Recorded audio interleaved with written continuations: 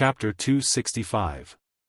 Before dawn, when the sky was still gloomy and dark, Lu Chen and Atsu arrived at the outskirts of the evil Python Valley. In the dark, they couldn't see what the valley looked like. It was said that there were snakes and poisonous creatures everywhere, but the unique smell of snakes and insects in the wind indicated the danger ahead. They were still in the open area outside the evil Python Valley. If it was just the smell of ordinary snakes, it would probably be blown away by the wind. However, the smell was still so strong even though they were so far away. One could imagine how many snakes and poisonous creatures there were in the valley. Atsu was restless beside Lu Chen. This was rare. Even when they were escaping, Lu Chen didn't see Atsu have this kind of reaction. He stood beside Atsu and gently hugged its neck. Then, Atsu quickly quieted down. There was a cold wind in the dark night, but the man and the dog could still feel a trace of warmth between each other. The road ahead is a bit difficult and dangerous. If it were someone else, I would think of a way to let them go. Lu Chen said with a sigh, but you are so stupid and so gullible. I really don't want to let you go. Atsu turned his head and glanced at him, his two eyes glowing with green light. Lu Chen laughed and waved his hand. Let's go, goo, goo, goo. Before he finished speaking, he heard a strange sound beside him. It was Atsu's stomach growling. Lu Chen froze for a moment, then realized what was going on. After a day and a night of running for their lives, Atsu wasn't a human cultivator. As a monster beast, and one that had just evolved, it was only natural that it would be hungry. For a moment, Lu Chen suddenly felt a little warm on his cheeks and eyes at the same time. Because he had been too nervous for this day and night, or perhaps because he had long been used to letting Atsu find food for himself when he was on Mount Kunlun, he had actually forgotten about this matter.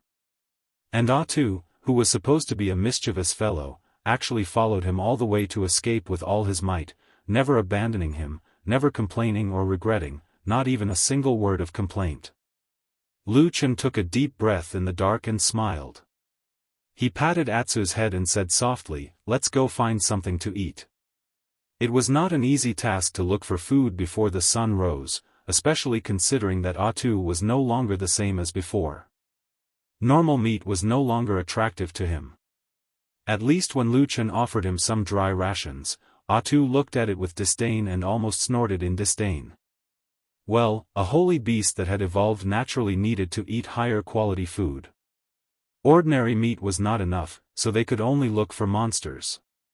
The most obvious place to look for monsters was the evil Python Valley. However, entering a valley full of poisonous creatures in the middle of the night was no different from seeking death. Lu Chen didn't want to go, and the half-starved Atsu didn't want to go either. It looked like it was disgusted by the fishy smell. Therefore, Lu Chen could only bring Atsu to the mountain ridge next to the evil Python Valley. He wanted to see if he could catch a few unlucky demonic beasts and feed them to this saint beast who was good at escaping. Then, when the sun rose, he would think of a way to pass through the evil Python Valley and go straight to the Dragon River. The evil Python Valley was, in fact, a valley that had suddenly sunk in the middle of a majestic mountain range that stretched for tens of thousands of miles.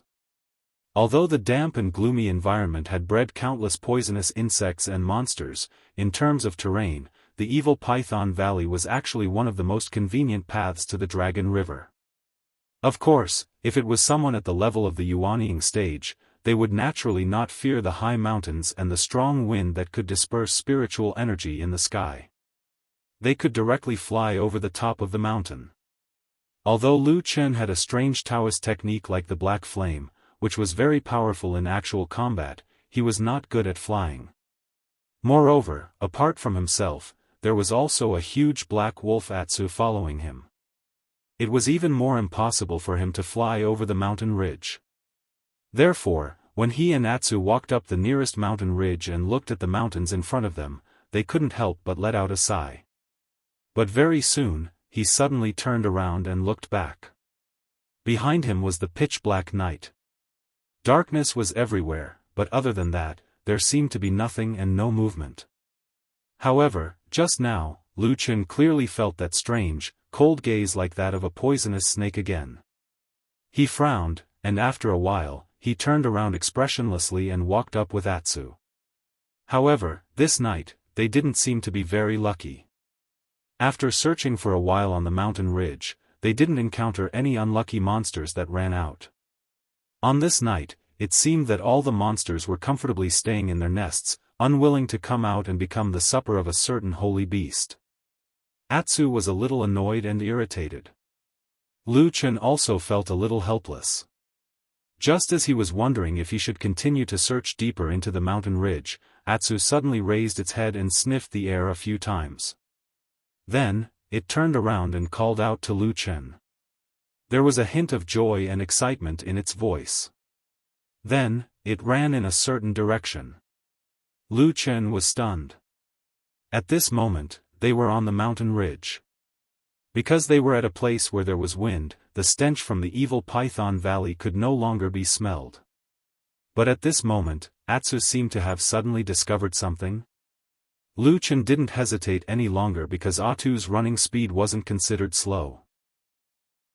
Moreover, they were in the middle of the night in the Bedlam land, where danger lurked everywhere. Lu Chen decided to keep up. After following Atsu for about half an hour, the sky had already begun to brighten. A trace of morning light appeared on the horizon in the distance, sprinkling over this chaotic land. It was under this morning light that when Lu Chen and Atsu ran to an open area halfway up the mountain ridge, they suddenly stopped in their tracks.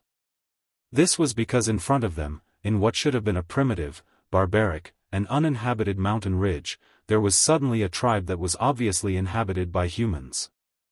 It was in a hidden col, leaning against a towering stone wall.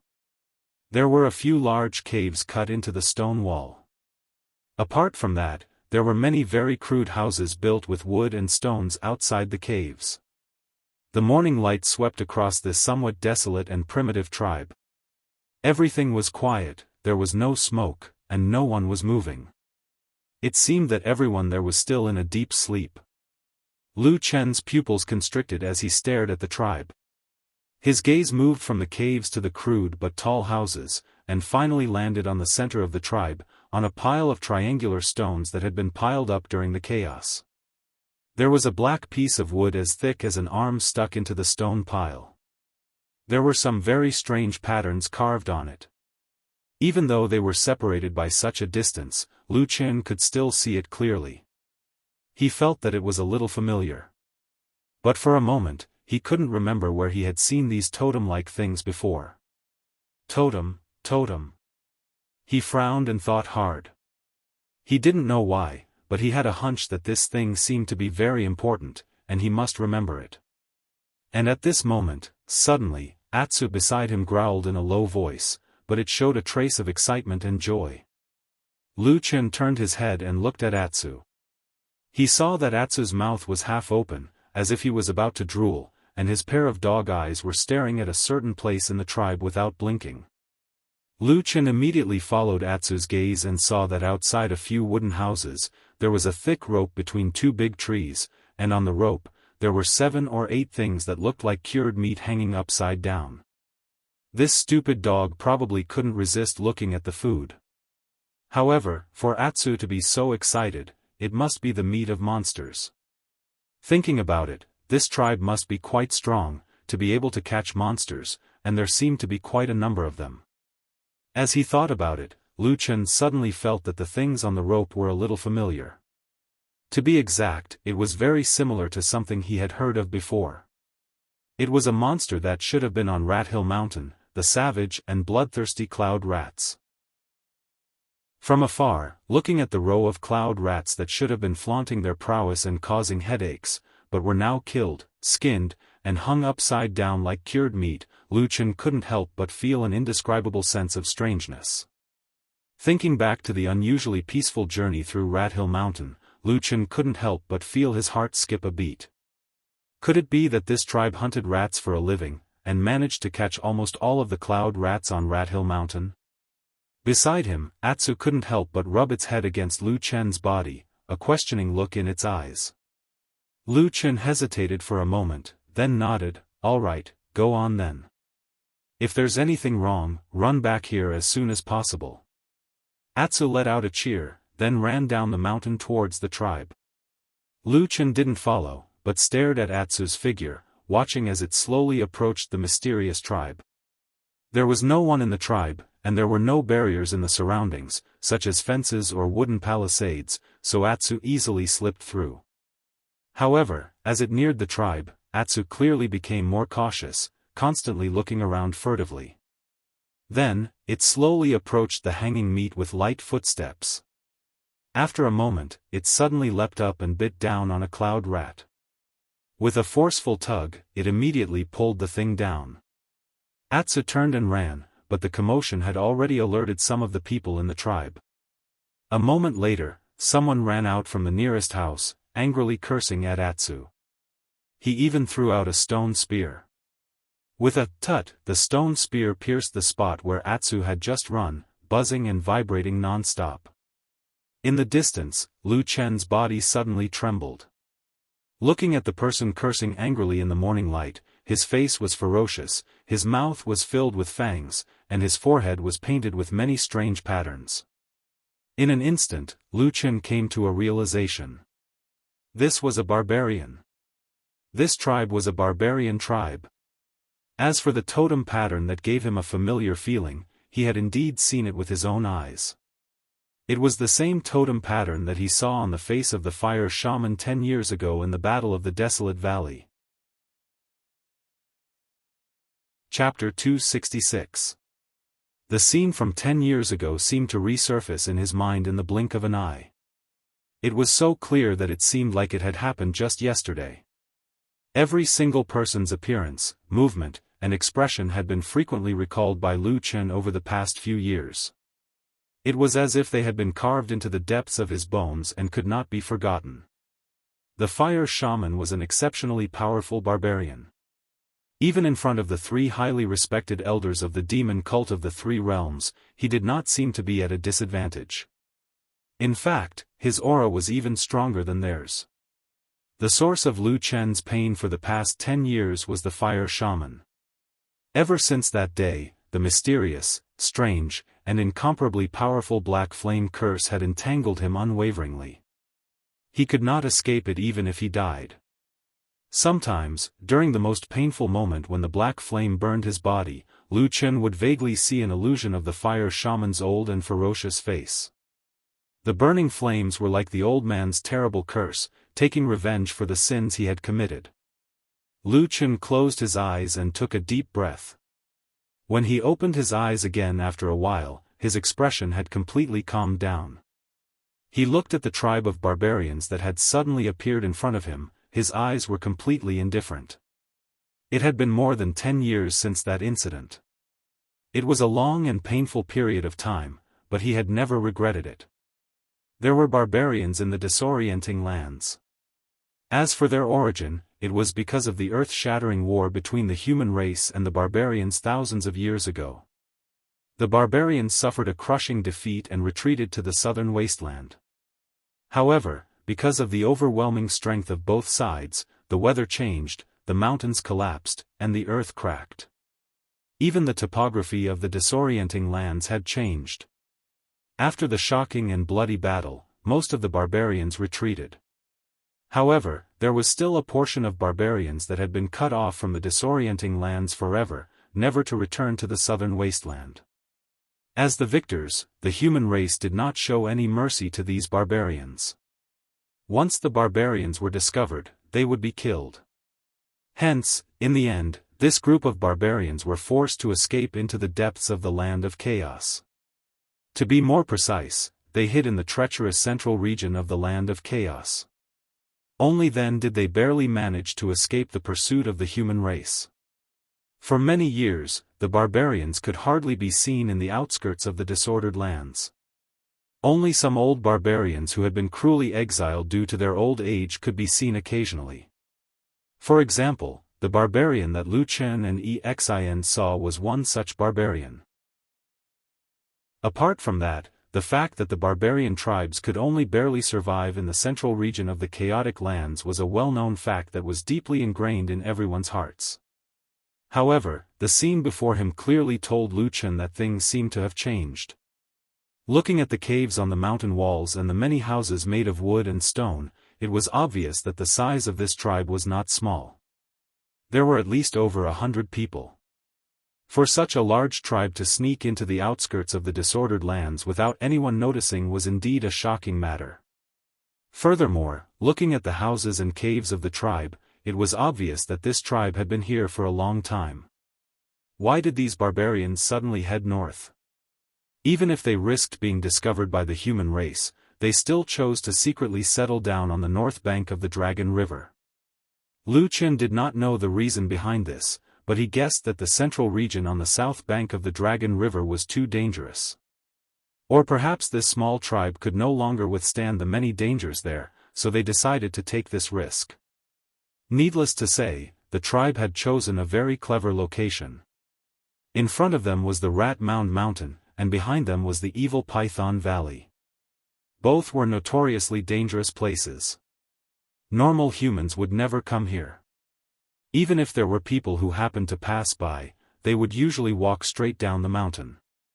They would not think of running into the mountain valley to investigate, so it was very difficult to discover this tribe's hiding place. Unfortunately, Lu Chen and Atu discovered the location of this secret due to a stroke of luck on this day. Atu ran back with the cloud mouse in his mouth. He had long since shaken off the barbarians behind him. From afar, the barbarians could only curse a few times, then helplessly went to clean up the mess. Passing through the rocks and trees, Atsu ran back to Lu Chen's side and placed the dead cloud rat in front of Lu Chen. It even wagged its tail at Lu Chen, looking very pleased with itself. Lu Chen smiled and patted its head, saying, "You're amazing. Eat up."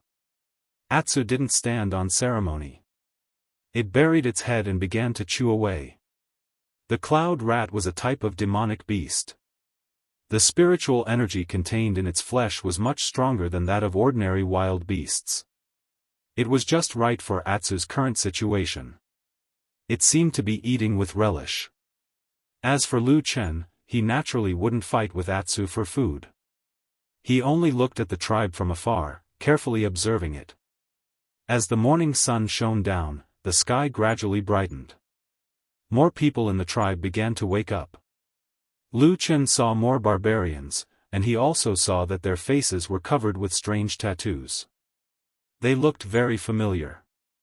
They seemed very similar to the tattoos on the face of the fire shaman 10 years ago. Lu Chen's face became more and more stern and cold. Atu happily finished his feast. Although the cloud mouse was much smaller than him, Atu seemed to be very satisfied with his meal. He even let out a loud burp as he walked up to Lu Chen. Of course, it wasn't because it had eaten too much meat, but because Atsu's body was absorbing the rich spiritual energy contained in the cloud rat's flesh. Lu Chen looked down at Atsu, then softly said, "Let's go, Atsu. Let's go take a look over there." As he spoke, he brought Atu along as he flashed towards the tribe. Of course, Lu Chen wasn't stupid enough to walk straight through the gate. Instead, he used the surrounding terrain and forests to circle around, slowly approaching the tribe from the back. As he got closer, he could see many things more clearly. The men and women of the tribe, and even some of the children, all had tattoos on their faces. It seemed to be some kind of tradition passed down from ancient times, or perhaps it was some kind of religious totem. Most of them were very similar. From this, it seemed that the fire shaman of the past was inextricably linked to this tribe. But as Lu Chen carefully observed, he quickly came to a somewhat surprising conclusion. This tribe didn't seem to be very strong. Not to mention the incomparably terrifying fire shaman of the past, Lu Chen didn't even see a single barbarian that was even half as powerful as that expert. He even vaguely remembered that during the Battle of the Desolate Valley, the fire shaman had brought along 7 incomparably powerful barbarian warriors. They were similarly terrifying existences that inspired awe and veneration, but he also didn't see them in this tribe. This morning, the barbarians walking around in this barbarian tribe looked like a group of slightly stronger and stronger people. But in the eyes of human cultivators, these barbarians were no different from helpless rabbits. So after a while, Lu Chen's gaze turned towards the few caves on the mountain wall in the depths of the tribe. The disorienting lands was extremely cruel and realistic. Without strength, one wouldn't be able to survive. For this tribe to be able to survive until now, they should have some sort of background. If there were any experts around, they should be in the cave. Atsu accompanied Lu Chen in the hidden forest for a while.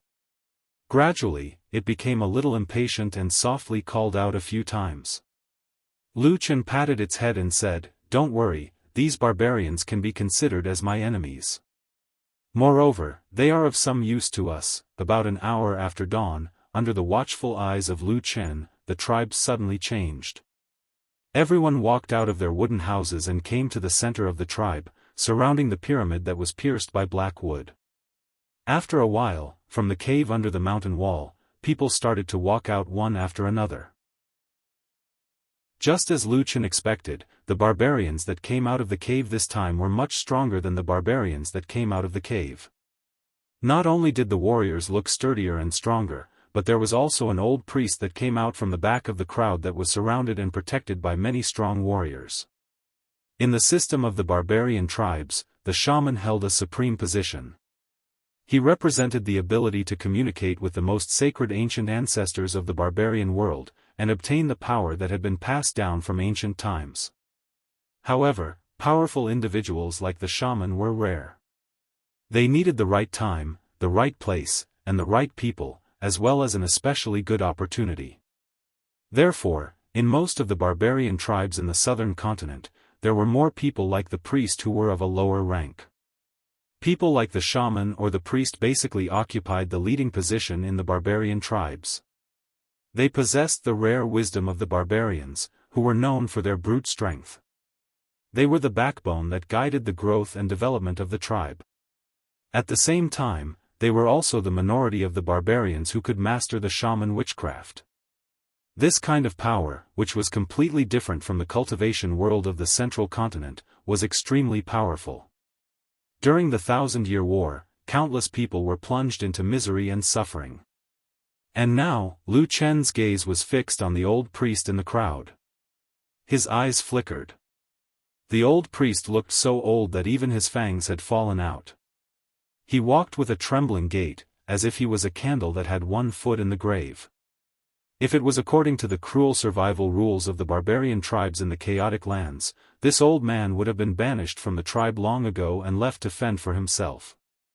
But of course, the priest was different. The strong barbarian warriors around the old man clustered around him, their eyes filled with reverence. Then, they slowly walked to the center of the tribe and stood in front of the pile of stones. After the old priest steadied himself, he began to stretch out his hands. Facing the strange black wood, he began to chant some kind of strange and sorrowful song. Along with this song, all the barbarians knelt on the ground, prostrated themselves on the ground, and kowtowed to the totem carved on the black wood. Their faces were filled with reverence and yearning. Lu Chen looked at all this indifferently, then he raised his head and looked in the direction of the mountain ridge that he had come from. He thought to himself, those righteous evil cult assassins who enforce justice on behalf of the heavens should be catching up soon. Chapter 267.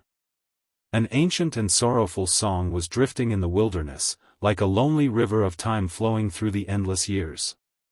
At the same time, as the song drifted in the air, the black wooden block on top of the pile of stones suddenly lit up. In the distance, Lu Chen's pupils contracted slightly.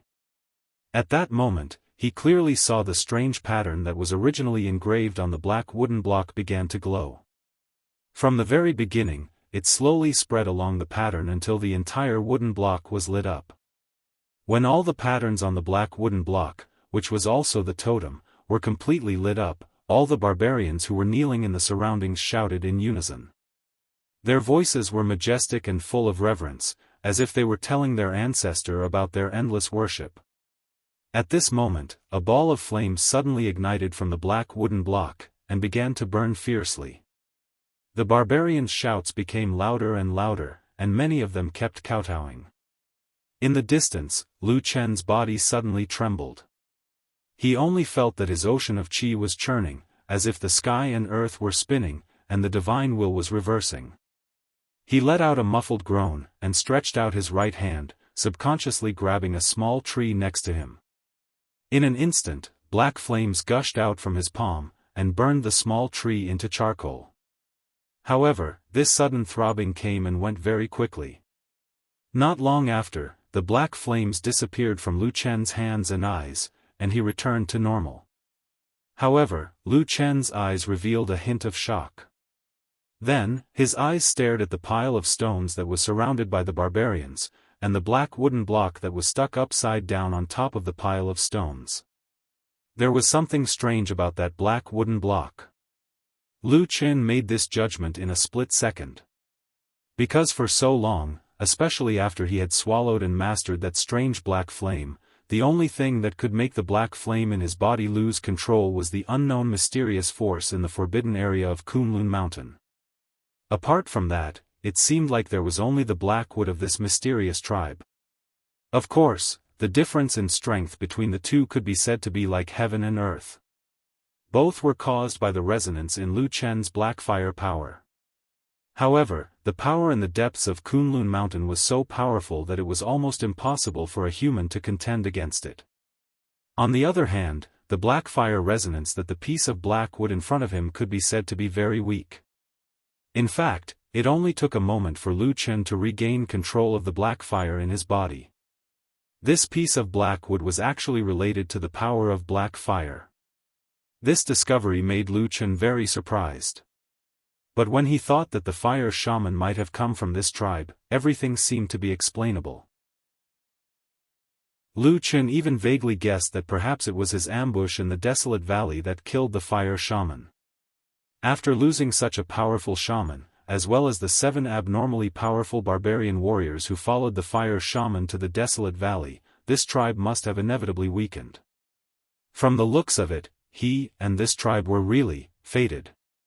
Of course, Lu Chen was not a soft-hearted person. He looked at the scene of the destitute barbarian tribe below. His expression did not change. His pair of eyes stared at the piece of wood most of the time, deep in thought.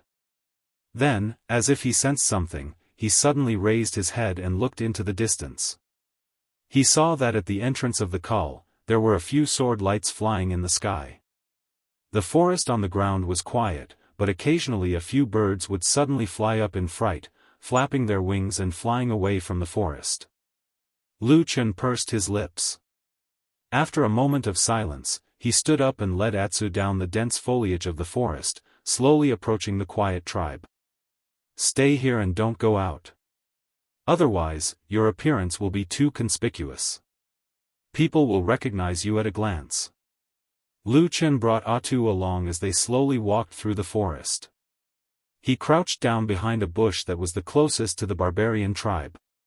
He then instructed Atsu, "Wait for me here. When those people come in, I will also go down for a while. I should be back soon." Woof. Atsu seemed to understand Lu Chen's words, but it obviously did not agree. After lowering its voice and growling, it opened its mouth and gently bit the leg of Lu Chen's pants. It looked like it did not want him to go down and die. "Don't worry," Lu Chen patted Atsu's head and said, "I'm not as stupid as you. How could anything happen to me?" Atsu glared at him, its fangs crisscrossed, as if it was considering whether it should just bite this person to death. Lu Chen did not seem to feel anything. He hugged its neck and said to Atsu, "I have my own plan." Then, Atsu's eyes widened as it saw Lu Chen put his hand to his chest. After a while, he suddenly took out a set of black clothes. Then, he slowly took off his outer clothes and put on a black outfit. At this moment, Lu Chen's appearance was almost similar to the man in black who chased after him a few days ago. When he took out a black cloth and covered his face, there was no trace of the original Lu Chen. He looked like a devil cult killer. Atsu's eyes were fixed on him. Lu Chen smiled and then said to Atsu, "Thanks to my cleverness, I still have the black clothes that I snatched from Qingshutang village. Today, it will come in handy."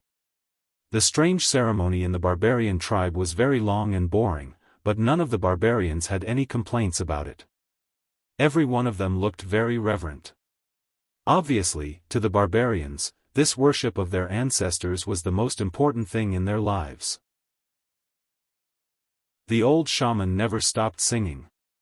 But perhaps it was because he was too old, or because his ability was limited. In the end, his physical strength obviously could not keep up. He had to rely on the support of a few barbarian warriors beside him to continue singing. But even so, the shaman did not have the slightest intention of giving up. He never stopped singing the ancient song. Even further away, the sword gleams that were circling in the sky slowly descended. In the end, they landed almost soundlessly in a forest outside of the kernel. After a while, more than 10 figures walked out of the forest, one after another. They stood on the hillside of the mountain forest, looking at the mysterious barbarian tribe from afar. Lu Qin could even see the shock in the gazes and expressions of the people on the other side. None of the black-clothed men expected to see such a scene in the wilderness. Soon, the group of people began to talk to each other, and even started to argue. Some of the men in black pointed to the distance and past the tribe. It seemed to mean that the important matter was more important. But at the same time, there were also men in black pointing to the barbarian tribe in the call and saying something excitedly. At first, there were only 1 or 2 people in such a dispute. But soon, other people joined in. Then it quickly developed to the point that almost all the men in black joined in. They were divided into 2 groups that were almost evenly matched. The barbarians in the tribe were still focused on the strange ceremony. The men in black did not make a loud noise to disturb them. Lu Qin was quietly lurking on the other side of the tribe, patiently waiting. Finally, the men in black in the forest came to a final conclusion after an intense but low-key debate. Lu Qin stared at the forest. He saw the dozens of men in black slowly spread out. It was like a big net with sharp hooks with a murderous aura. It slowly surrounded the tribe. Many people took out their magical weapons in silence. The cold brilliance of the weapons glittered in the morning sun, as if they were thirstily waiting for blood to be poured on them. In the barbarian tribe, the old priest who was chanting suddenly trembled slightly. He seemed to have sensed something. He suddenly raised his head and looked at the surrounding forest. However, it was also at this moment that a flame soared into the sky. It was like a soul-chasing command talisman. In an instant, the surrounding forest around the tribe was filled with roars. The roars were like dragons and tigers, surging from all directions. Dozens of black figures rushed over at the same time. The sword light filled the sky. The trees fell and the trees were broken. The cold eyes of the god of death swept across the small kernel. The next moment, it was time for blood to splatter. Roar! A roar like that of a demon beast rang out from the crowd of barbarians. The strong warriors rushed out and greeted the men in black with their flesh and blood. But their enemies were the extremely powerful cultivators of the human race. They possessed terrifying strength and many magical techniques. Not to mention, they had the help of many magical weapons. From the beginning of the battle, there was a great disparity between the strong and the weak. At the moment of the first collision, blood splattered everywhere. At least 4 barbarian warriors were directly cut down. One of them was even brutally cut in half by the incomparably sharp immortal sword of the human race. In an instant, the barbarian tribe was filled with screams and cries. It was probably the relatives of the warriors who died in the battle. These originally strong barbarians were now like frightened sheep, frantically fleeing in all directions. Only the old priest's eyes were red. He suddenly raised both of his hands, and muttered an incantation. Then, several red lights shot out from his hands, and submerged into the barbarian warriors' bodies. Suddenly, the barbarian warriors roared wildly. Their bodies suddenly increased in size. They were almost like monsters. Their strength also increased by more than 2 times. They actually used this courage to temporarily block the attack of the men in black. But this strange method could not last long. Not all barbarian warriors could withstand the red light of the priest. Only 5 or 6 of the strongest barbarian warriors could. They blocked half of the men in black. But in other directions, the rest of the men in black had directly rushed into the tribe. In an instant, blood splattered everywhere. Swords were stained with hot blood. Heads fell to the ground and severed limbs flew. It was a bloody scene. The old priest seemed to be angry. He let out a loud roar and actually spat out a mouthful of blood. At the same time, in the chaos, no one noticed that Lu Chen, who was dressed in black and had his face covered with a black cloth, had also quietly entered the village. Then, he directly rushed towards the pile of stones. Chapter 268. More than a dozen experienced and highly skilled human cultivators charged into the barbarian tribe. They looked like a pack of tigers charging into a pen of sheep. Other than a few strong barbarian warriors who were at the forefront, who could barely resist for a while, the rest of the people, regardless of their age or gender, were no match for them. Even though the barbarians were fierce by nature, and many of them still picked up weapons, sticks, and stones to fight to the death, but in front of the incomparably sharp divine weapons, all of these were like pieces of paper, completely defenseless. In an instant, the barbarians were thrown off their feet, and blood splattered in all directions. This group of black-robed men were obviously used to seeing blood and death. Once they made a decision to attack, they did not show any mercy in the face of such a tragic situation. They could be said to have a heart of stone. For a moment, the tribe was filled with cries and screams of pain. There was a continuous stream of people lying in pools of blood, twitching as they died. Fresh blood and broken limbs could be seen everywhere. Lu Chen was already in the village of this tribe. When he saw this scene, his footsteps paused for a moment. He did not have a good impression of the barbarians. To be exact, he and the majority of the human race hated this race. Before the 1,000-Year War, the barbarians had invaded the Central Plains. The people were plunged into misery and suffering, and countless civilians died tragically. Moreover, the barbarians were savage by nature, and some tribes were so terrible that they even committed cannibalistic acts. Therefore, this was also the reason why until today, when the human cultivators discovered the remnants of the barbarians in the land of chaos, they would always kill them. Today's situation was obviously a conventional way for the black-robed men to kill the barbarians. The blood feud that had lasted for thousands of years could no longer be resolved.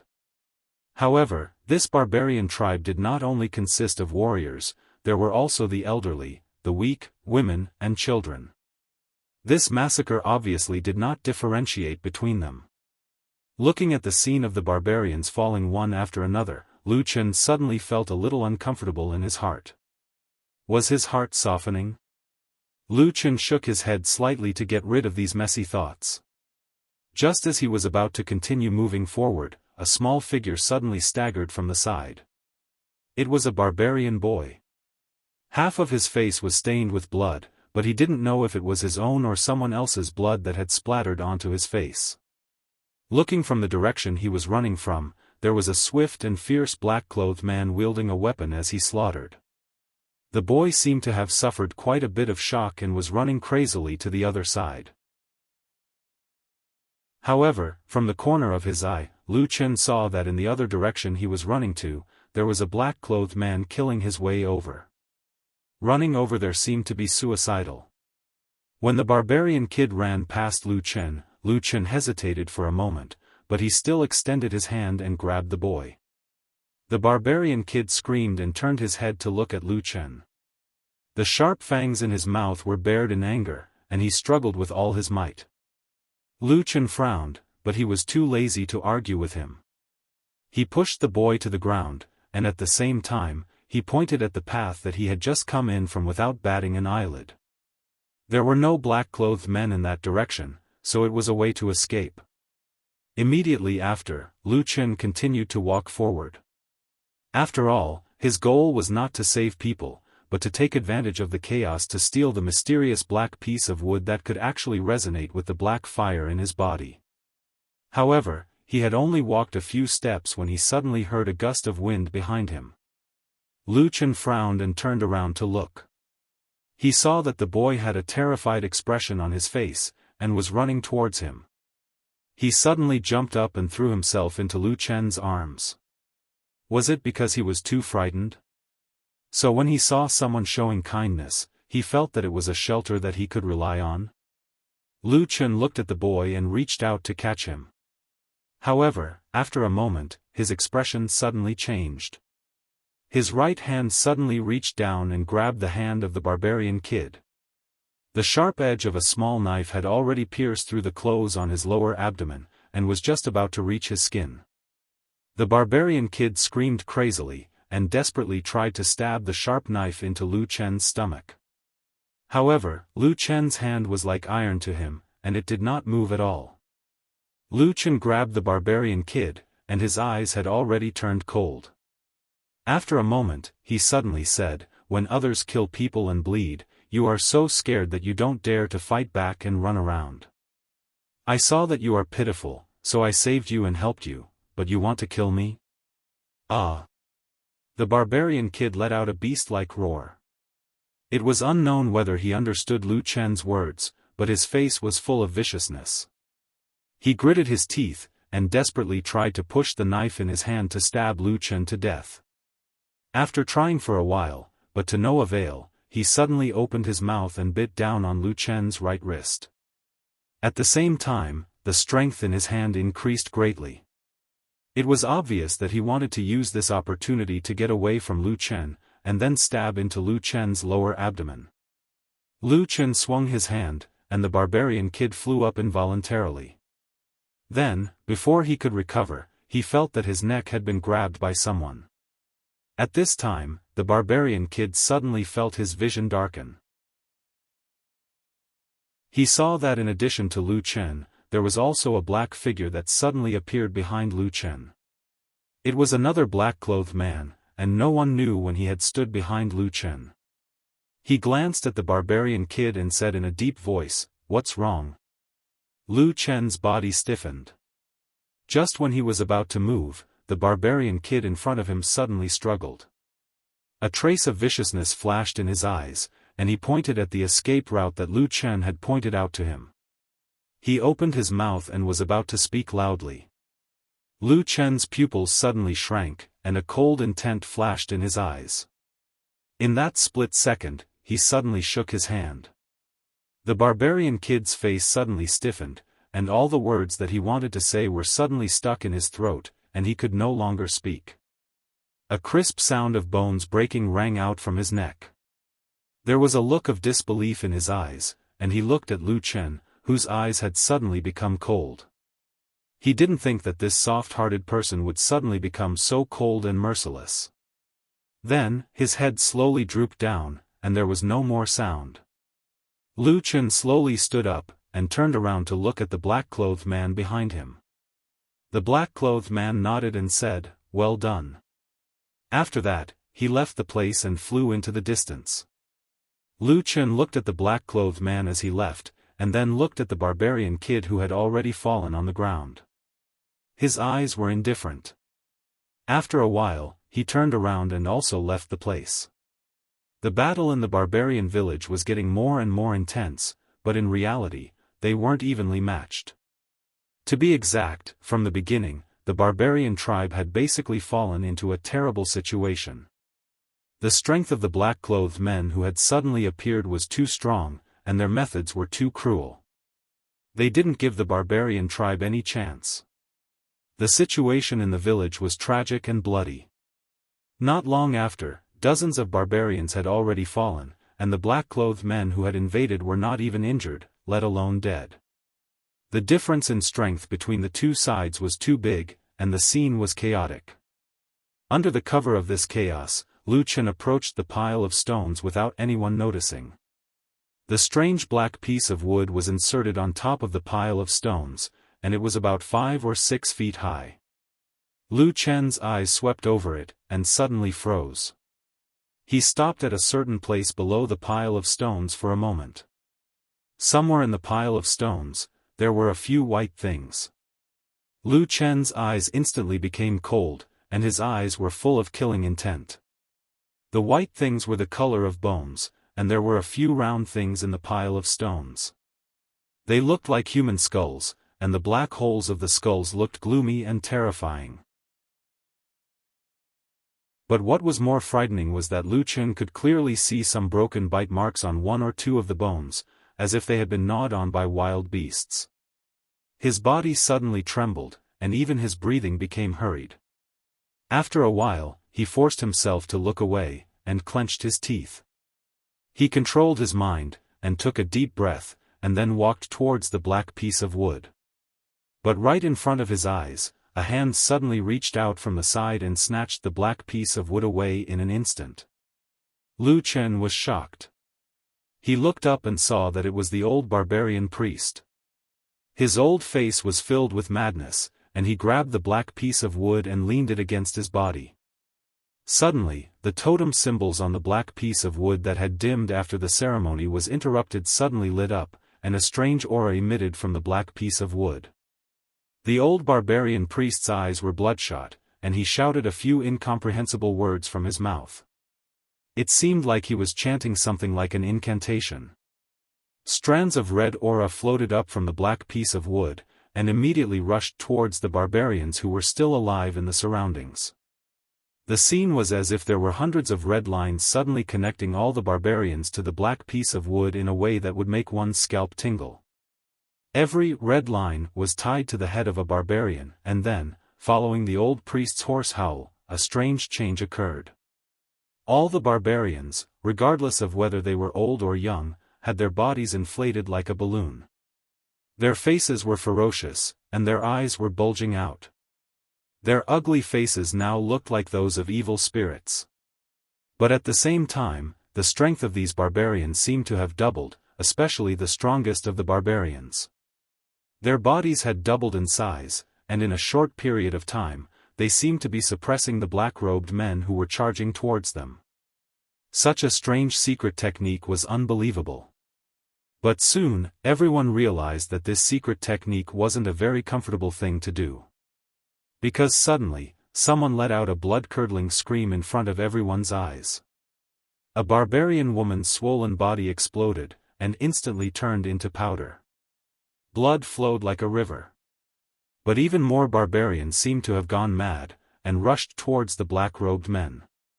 An even more horrifying battle had begun. Chapter 269. The situation of the battle became more and more tragic. Flesh and blood flew everywhere in the village. It had completely turned into a hellish place. The black-robed men who had the upper hand suddenly suffered a setback. In this sudden counterattack, the barbarian villagers who had suddenly turned crazy and violent gave them an unexpected blow.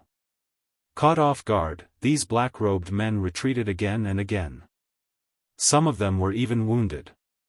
This scene was obviously out of everyone's expectation. A series of angry roars sounded from the black-robed men everywhere. The situation became a little chaotic. However, these black-robed men were not a motley crew after all. Apart from their valiant combat strength, there were also some who had sharp eyes and sharp eyes. Soon, someone saw the key point and shouted, "It's that old man. Quickly kill that old thing." As soon as the shout came out, the black-robed men immediately came to their senses. For a moment, their swords shone brightly, and sharp whistling sounds were heard. They all wanted to kill the old priest. At this moment, the old priest was still standing beside the pile of rocks. His eyes were bloodshot, and even his pupils were covered to the point that they could not be seen. A few drops of dark red blood flowed down from the corner of his eyes. It looked extremely strange and especially mournful. The black piece of wood on his chest was still emitting countless red lines, connecting all the barbarians in the village. Under the urging of the mysterious incantation, the barbarians roared like wild beasts and madly pounced towards the black-robed men. Lu Chen was the one who was originally the closest to the pile of stones.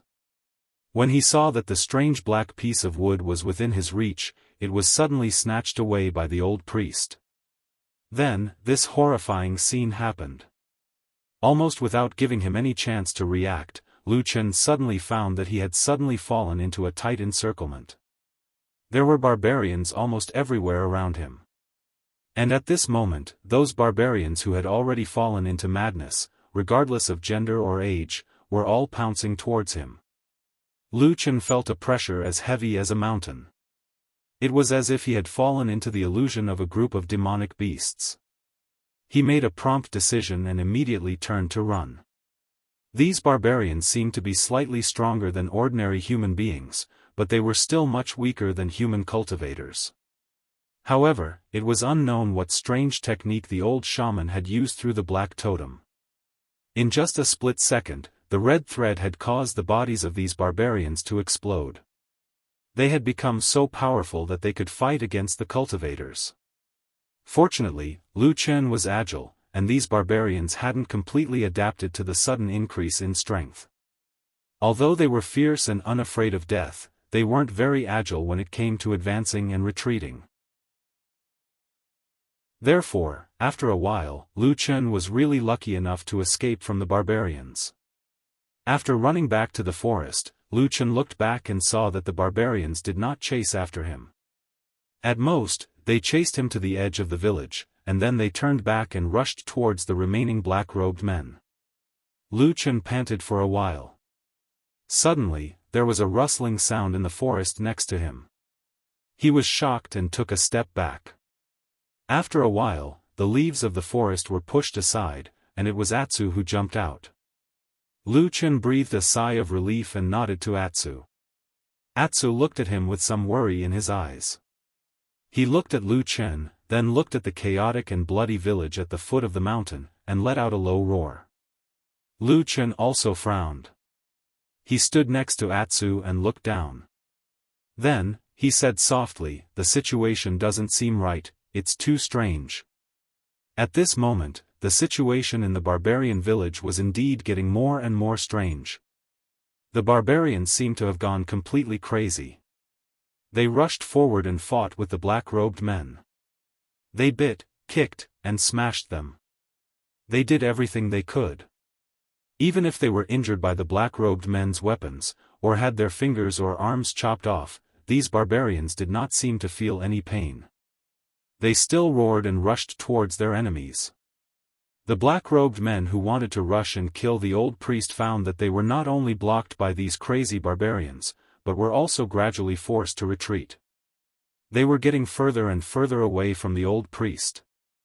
This was originally a one-sided battle, but the barbarians had turned the tables. The scales of victory and defeat were about to be reversed. But right at this moment, someone suddenly sneered from within the crowd, and then someone suddenly flew up and flashed into midair. After a long howl, sword light rose explosively, and it shockingly transformed into a myriad of azure sword lights that slashed down with an imposing manner. In an instant, there was a loud bang on the ground. 3 or 4 barbarians bore the brunt of the attack, and fell to the ground. Blood sprayed out like a fountain. It was Qianji Xianqing sword. In the air, the black-robed man shouted in a deep voice, "Gather." His voice was like the sound of thunder, rumbling out. After a moment, all the black-robed men simultaneously gathered towards his side. Along the way, they supported each other. 1 merged into 2, 2 merged into 3. The black-robed men quickly changed from their original scattered state to a situation where they gathered together. At the same time, as the black-robed man in the air continued to shout out orders, the black-robed men stood in their respective positions and quickly formed a battle formation. With this, the situation immediately changed. The black-robed men quickly stabilized their footing. Under the battle formation, they no longer had to worry about the threat behind them. They focused on the outside and soon blocked those crazy barbarians. In the distance, Lu Chen, who was standing on the mountainside and watching from afar, his face tightened. His eyes revealed a somewhat dignified look. He said in a low voice, "Powerful." Atsu raised his head and looked at him. He seemed to be somewhat puzzled. In this battle of life and death, the black-robed assassins of the human race were originally the party with the highest cultivation. They had an overwhelming advantage over the barbarians. Although no one knew what kind of strange magic the old shaman had used during this period of time and caused the battle to reverse, but after the black-robed men formed their formation, once they stabilized their footing, the situation immediately became clear. No matter how ferocious and crazy the barbarians were, and how fearless they could not force the black-robed men to take a step back. Instead, under the various kinds of sharp sword lights, blood flowed like a tide. One by one, the barbarians began to fall to the ground and die. The situation, in the end, did not deviate from the normal range. The strange magic of these barbarians, in the end, did not go against the natural order. The old shaman held the black wooden block in his arms. His face was ferocious, and his eyes were bleeding. But a trace of despair and sorrow finally appeared on his face. He suddenly let out a desolate roar, as if with the last of his life force, a mouthful of blood sprayed from his mouth, and directly onto the black wooden block.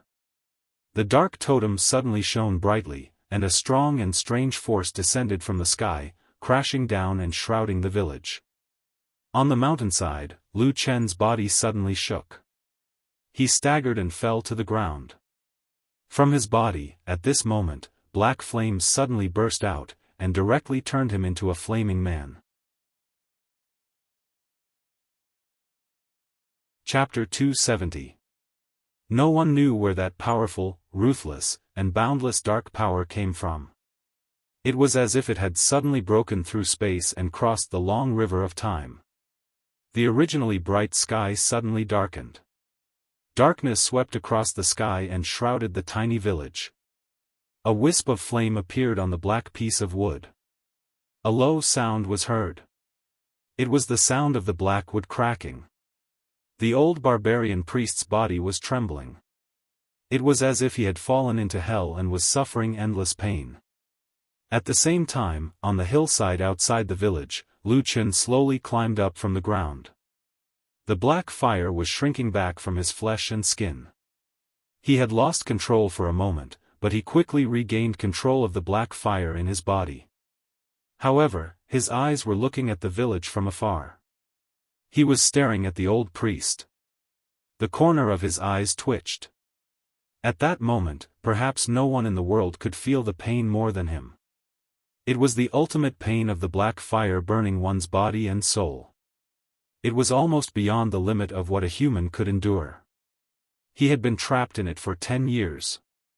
Under the illumination of the black fire, the terrifying and strange force entered the old priest's body through the black wood totem. His old body slowly swelled up like an inflated balloon. The countless red lines that spread from the black wooden block in the air also slowly turned black. The barbarians who were fighting fearlessly suddenly stopped. When the black-clothed men saw this extremely creepy scene, they couldn't help but stop and look at each other. Many of them even had the intention to retreat in their eyes. Who would have thought that this small barbarian tribe would have so many tricks up their sleeves? They thought that it would be a piece of cake. A hoarse shout came from the old priest's mouth. This shout was like an order. All the barbarians who were in a daze suddenly moved. But this time, they did not fight. They did not bite or bite. Instead, they pounced towards the men in black. The sharp light of the sword flew up and slashed fiercely. For a moment, blood splattered everywhere. But the barbarians did not care.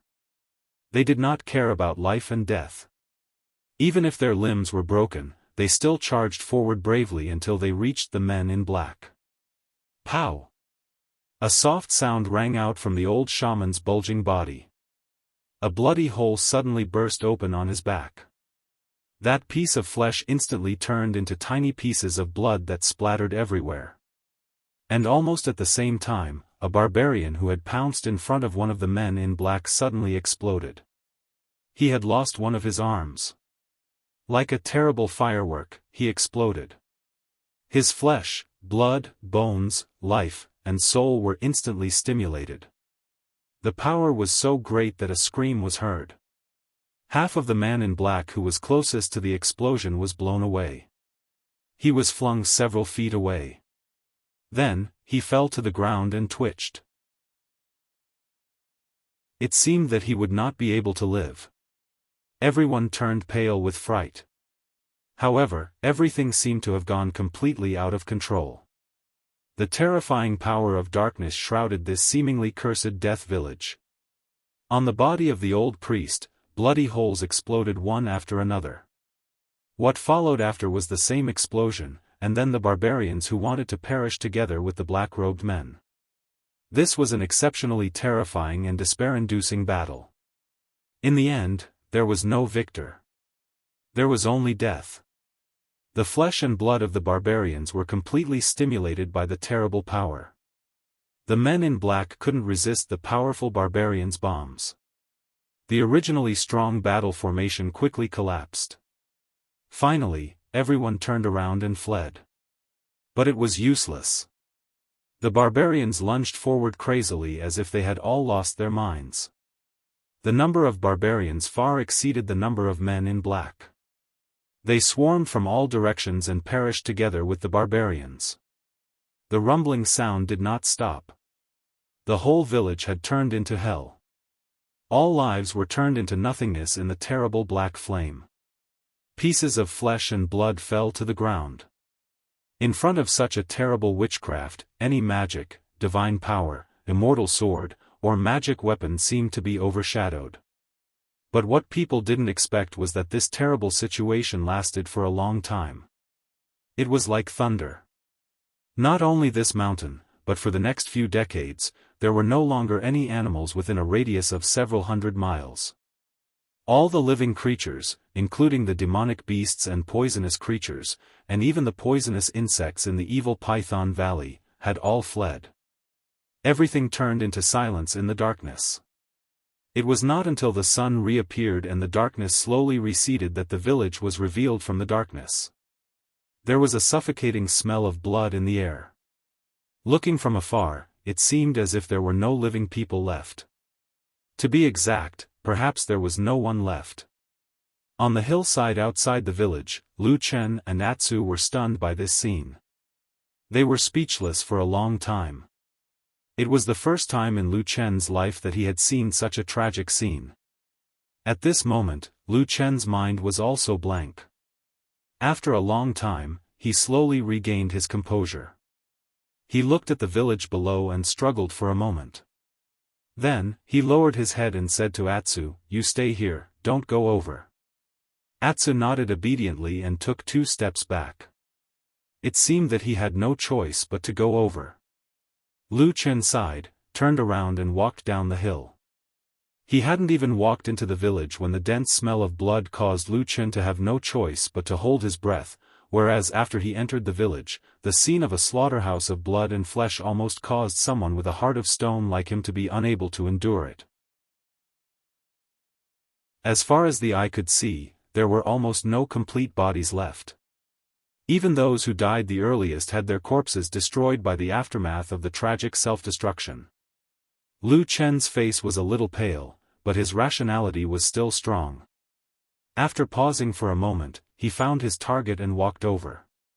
At the center of the village, the old shaman was lying on the ground next to the pile of stones that had been dyed red with blood. The old barbarian's body had almost been completely blown up. Now, there was only a remnant of his body. The black wood was still in front of his chest. At this moment, it had also been broken into pieces and was beyond recognition. Lu Chen looked at the black wood in shock. He thought to himself, could it be that this thing was destroyed? He squatted down and was about to pick it up to take a closer look. Suddenly, the old shaman opened his eyes. Lu Chen was taken aback. But then, he realized that the eyes of the barbarian priest had returned to normal. They were no longer blood red in color. Instead, his eyes looked exactly like a human's, and he was staring at Lu Chen. An inexplicable heartbeat suddenly sounded in Lu Chen's ears.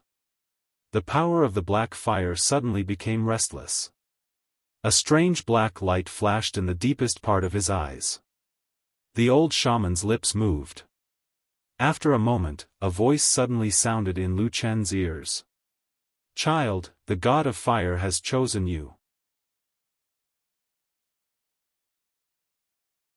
Chapter 271. Child? God of fire? What did he choose?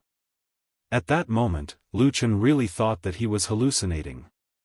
Could it be that there was some strange and unknown power in this ghostly place that could confuse one's mind and heart? However, the next moment, he looked into the eyes of the dying old priest and suddenly realized that this matter did not seem to be a joke. Although the old priest's eyes were a little dim, but he had been staring at him, not letting go. In that gaze, there was surprise, sadness, anger, but more than that, there was joy and hope. Yes, the eyes of this old man who was about to die were actually filled with hope. His cracked lips moved, but no sound came out. Not even a hoarse whimper could be heard. Lu Chen's gaze shifted downwards, and then he frowned slightly. This was because below the old priest's head, his chest and torso were almost completely blown up. Even his neck was a mess of flesh and blood. It looked extremely tragic, and basically, it was impossible for him to make any sound. As expected, I have been soft-hearted recently, and thus I am hallucinating. Lu Chen sighed in his heart, shook his head, and stretched out his hand towards the old priest's eyes, intending to close his eyes. However, at this moment, suddenly, another voice called out in his ear, "Child." Lu Chen's hand instantly stiffened, and then he slowly stepped back, once again avoiding the old priest's gaze. The old priest was now staring at Lu Chen. Lu Chen had encountered many strange things in his life, but at this moment, he still felt a chill in his heart. He stared at the old shaman's eyes that seemed to be on the verge of death but refused to die. He asked in a low voice, "You called me?" The old priest's eyes slowly closed, and then opened again. Lu Chen's pupils abruptly shrank, his eyes flashed and suddenly looked down, sweeping across the remains of the old priest. After a moment, he suddenly stretched out his hand and with a crashing sound, the piece of black wood that was originally on the old priest's chest but had already broken into pieces, suddenly turned into a dozen pieces of wood and fell down, at the same time revealing another half of an old wooden staff that was originally hidden in the black wood. It looked like a very ancient wooden staff. For some reason, one end was broken, and the remaining half was covered in cracks. The wood was like ancient bronze, as if it had experienced millions of years of erosion. The only arm of the old priest that was still in good condition was tightly gripping the wooden staff. A faintly discernible and extremely weak spiritual power seemed to be emanating from the wooden staff. Lu Chen fell silent. After a while, he shifted his gaze away from the ancient wooden staff and looked at the old priest again. The old priest was also looking at him. His gaze was still complicated, but it was clearly filled with hope. Lu Chen suddenly shook his head and said, "Are you confused?" The old priest did not speak, or perhaps he could not speak at all. He only stared blankly at Lu Chen. But at the same time, that voice suddenly sounded in Lu Chen's ears, "The god of fire chose." What is the god of fire? Lu Chen's face was cold. "I don't know what god is this, and I don't believe that there is a god in this world. You have the holy fire, you are the son of the god of fire." That voice seemed to completely ignore his response. It still spoke in an indifferent and flat tone. Lu Chen was about to refute, but suddenly realized that the other party did not seem to have any intention to argue with him. He was still talking to himself and said, "Take this fire staff, send it back to the southern wasteland holy altar, combine it with the other half of the staff, return to the god of fire." When it came to the last few words, there was an obvious tremor in the voice for the first time. It seemed that he was excited at this time. And at the same time, Lu Chen looked at the old priest's expression. His face was like a lamp that had run out of oil. Suddenly, his muscles twitched. Lu Chen took a deep breath and shook his head. But suddenly, he smiled. It was a bloody scene around him. At first glance, it seemed that he was the only one who was still in good condition. It was as if he was standing on top of a sea of blood. His eyes were filled with ridicule and self-mockery. Your god of fire really knows how to find people. Lu Chen said, first, he did not choose you barbarians. Second, even if he chose the human race, he chose a stray dog that could not be tolerated by the world, and could only flee to the ends of the earth. The god of fire's eyesight is not very good. Lu Chen looked at the dying old man and said. Then, he emphasized the last few words. The light in the old priest's eyes gradually dimmed. Even his pupils were slowly enlarging. But after the half of the ancient wooden staff flashed slightly, the voice once again sounded in Lu Chen's ears, because of this, the god of fire chose you. Lu Chen's body trembled and suddenly froze. The old priest did not say anything more. After a moment, he quietly died. He stopped breathing and closed his eyes. Before he died, there was even a trace of a strange smile at the corner of his mouth. Lu Chen stared at the dead old barbarian. His eyes were a bit unkind. He always felt that there was a deep malice hidden in this old man's face, but the hope that was revealed before his death was particularly real. But what did the barbarian's hope and the old priest's expectations and dreams have to do with him? Lu Chen expressionlessly stood up.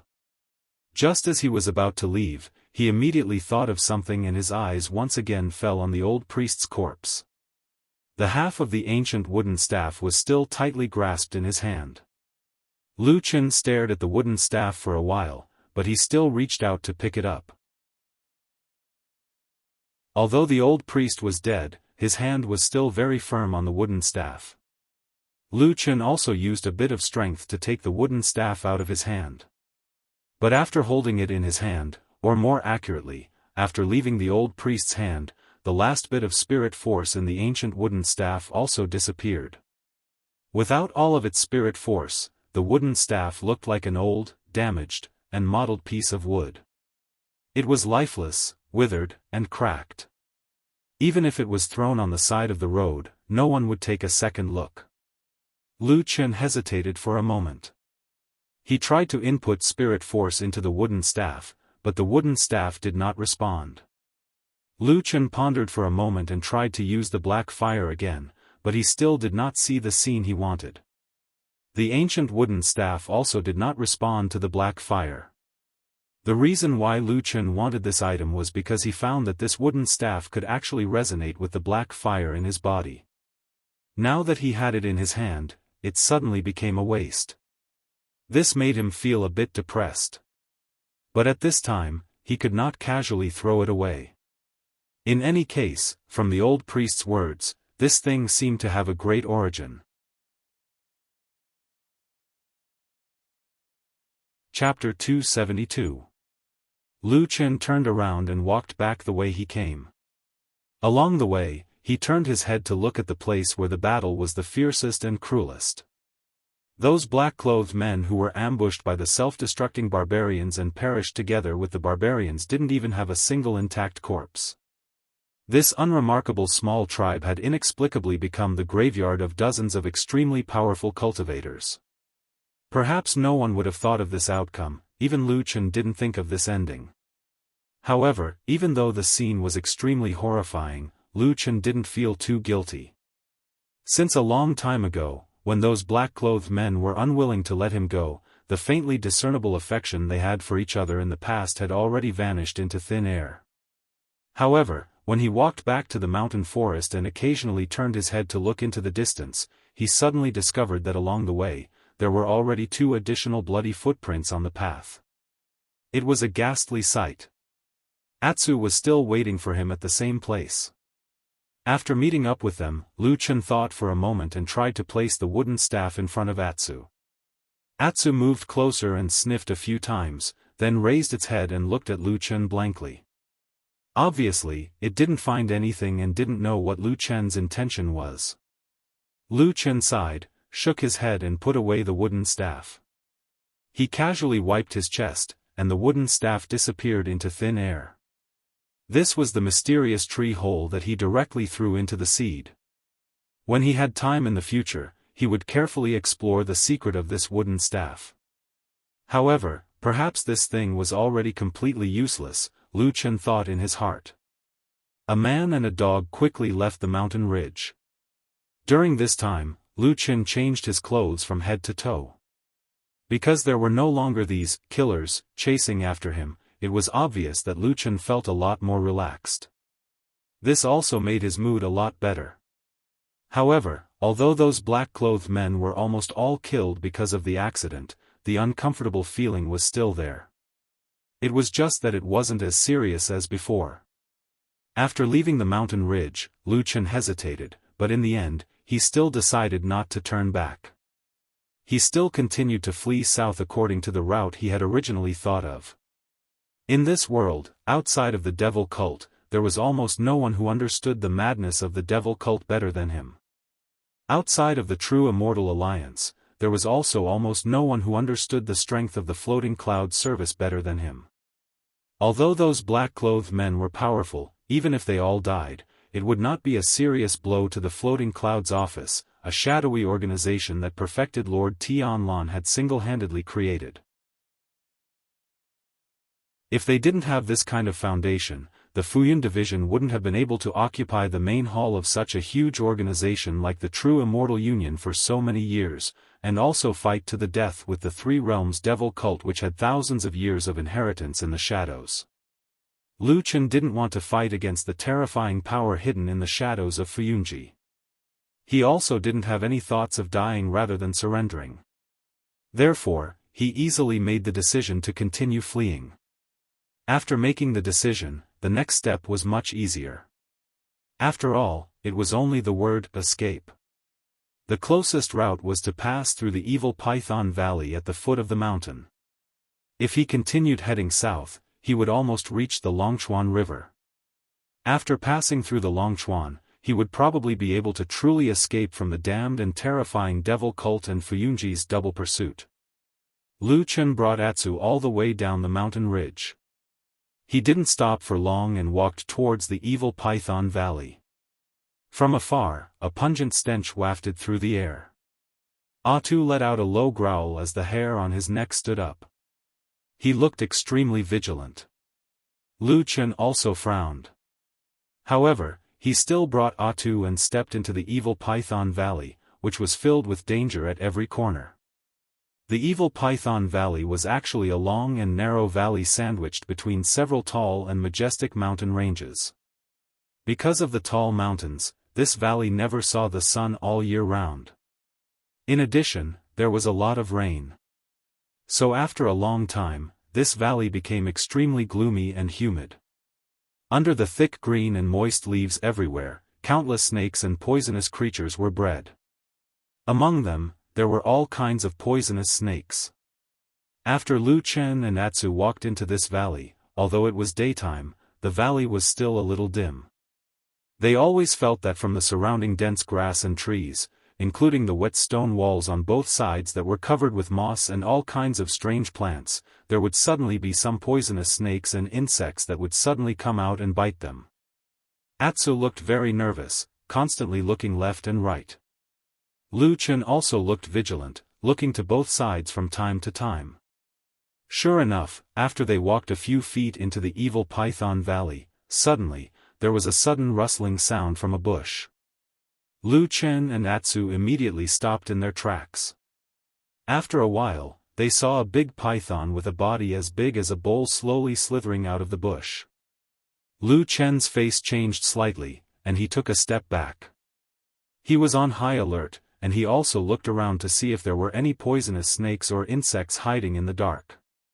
As for Atsu, it let out a deep roar at the big python, revealing its two fangs, and made a ferocious face, as if it was going to pounce on the big python and tear it into pieces in the next moment.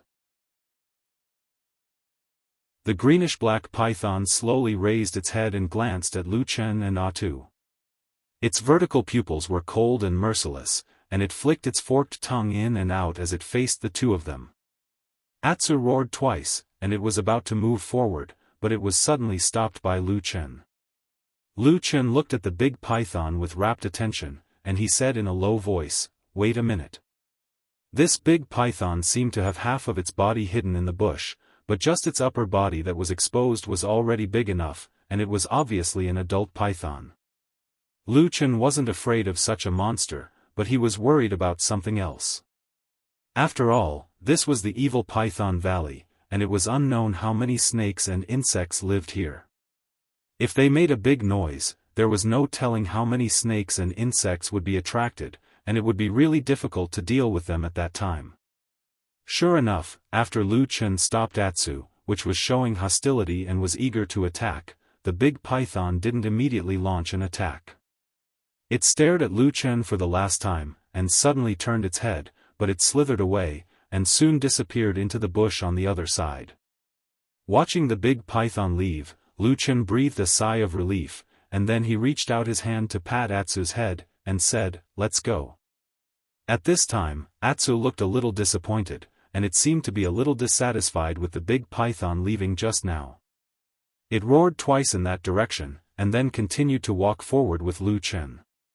However, as they went deeper, they gradually discovered something strange. In this valley where poisonous insects gathered, it seemed that many poisonous insects had come out today, even though many of them should be hiding in their nests and sleeping at this time according to their habits.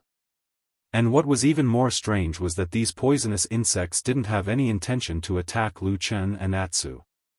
At most, they just confronted each other out of instinct, and after Lu Chen restrained himself and showed that he was not hostile, these originally bloodthirsty poisonous insects actually left this place one after another.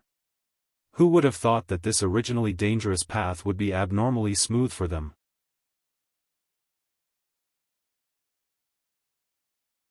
Chapter 273. The further they walked, the more eerie and frightening this damp and gloomy evil Python Valley became. However, strangely, not a single one of those poisonous snakes and insects that should be causing great trouble for Lu Chen and Atsu jumped out to attack them. Moreover, from what they could see, some of the snakes and insects that appeared abnormally left in the same direction, as if they had sensed that something bad was about to happen. The direction that they were escaping to was the direction that Lu Chen and Atsu had come from. Lu Chen could not help but turn his head to take a look. He only saw that the road behind him was completely quiet and he could not see anything strange. Moreover, he recalled that along the way, he did not see anything that could affect the evil Python Valley. Moreover, it seemed like the impact was so great. Perhaps, it was only something that happened in that barbarian tribe? No matter how Lu Chen pondered, the only possibility was the tragic massacre that occurred in the barbarian tribe not long ago. When he thought of this, a thought involuntarily came to his mind.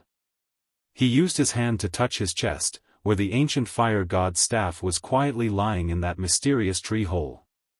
After musing for a moment, Lu Chen called out to Atsu and quickened his pace. No matter how one put it, the situation in the evil Python Valley seemed a little strange. It was best to leave as soon as possible. Otherwise, even though those poisonous snakes and insects did not have any intention of attacking them, who could guarantee that those bloodthirsty and savage demonic beasts would not go berserk in the next moment? However, as they walked, Lu Chen could not help but shake his head as he thought about the journey over the past few days. He felt a little emotional. After escaping from the snake-overgrown forest, he had been fleeing south. Originally, he thought that the two most difficult and dangerous places along the way would be the Rat Hill Mountain and the evil Python Valley. Who knew that in the end, these two places seemed to be the easiest to pass through. On the other hand, his experience in that unassuming barbarian tribe on that small mountain was a soul-stirring experience. As he walked, Lu Chen's footsteps gradually slowed down.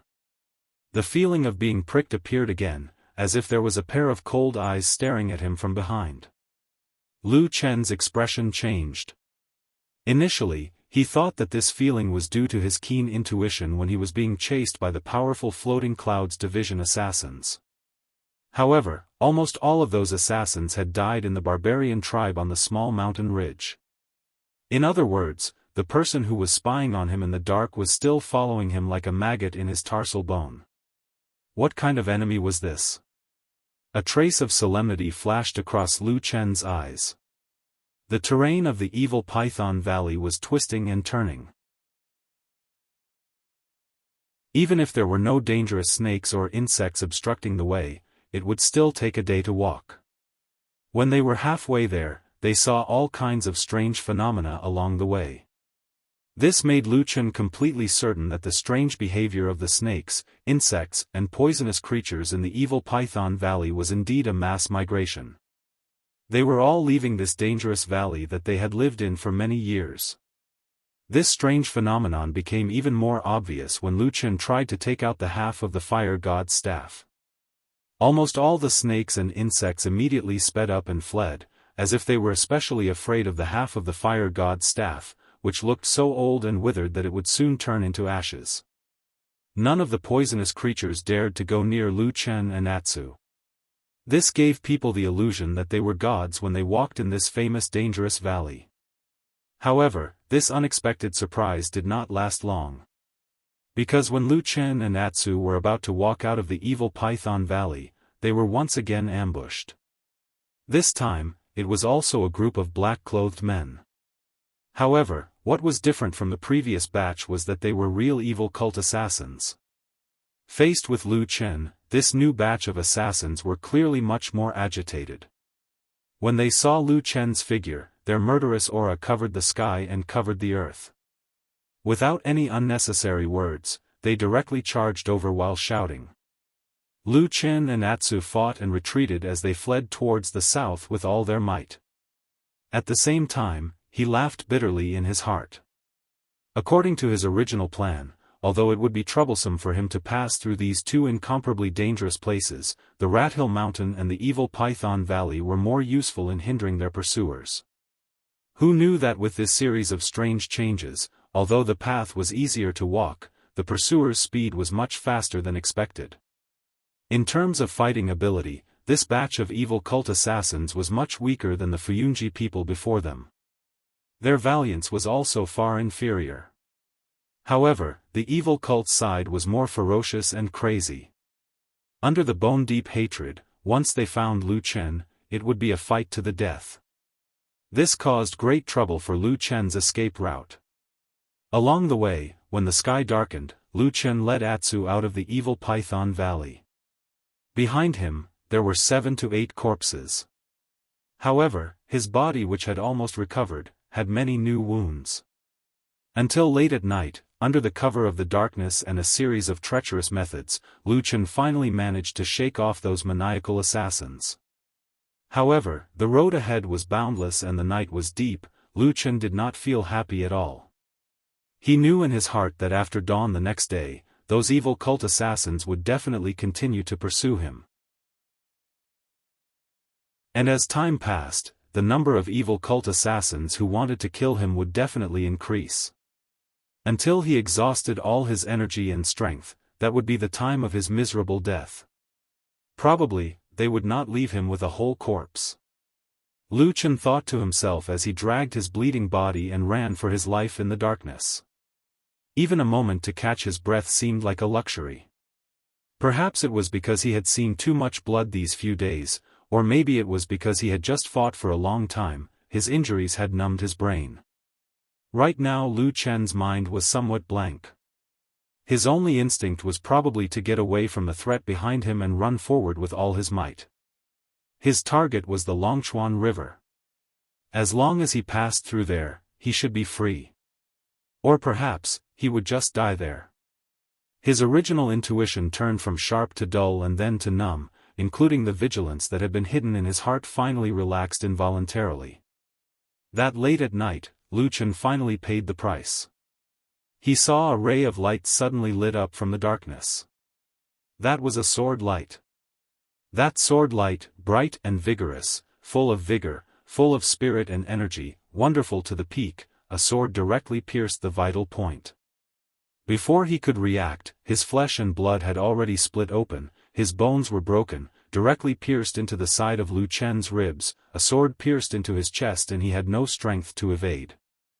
At that moment he suddenly understood, the most dangerous poisonous snake had never left, but had an appalling patience, waiting until he was at his weakest and then with one sword attack, wounded the enemy. Seeing that he was about to be pierced by the sword and die on the spot, suddenly, a black shadow rushed over from the side, made a furious roar and pounced on Lu Chen. However, the sword light was so intense that it didn't retreat at all. The remaining sword light swept past, and Atu's roar instantly turned into a mournful wail. Blood splattered everywhere, and he fell beside Lu Chen. Chapter 274. Lu Chen covered the wound under his ribs with his hand, but blood still gushed out from between his fingers. He gasped for breath and felt dizzy, but he quickly gritted his teeth to stay awake. He then turned his head and looked at Atsu. Atsu's body was stained with blood, and it was also injured. The sword light had cut its hind leg, and at the same time, it swept past its tail. However, compared to Lu Chen, Atsu's injury did not seem to be a big deal. It quickly stood up, bared its fangs at the place where the sword light came from, and let out an angry growl. A figure walked out from the darkness beside them. Then, with the help of the dim light, he and Lu Chen saw each other's faces clearly. "So it's you." Lu Chen covered his wound with his hand and said in surprise. The person who walked out from the darkness was the one who sneak attacked Lu Chen and almost killed him with a sword.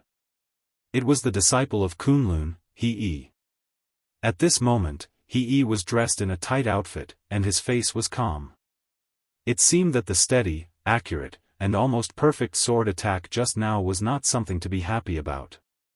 However, when he glanced at Atsu, who was baring its fangs and looking fierce, his eyes showed a trace of surprise and admiration.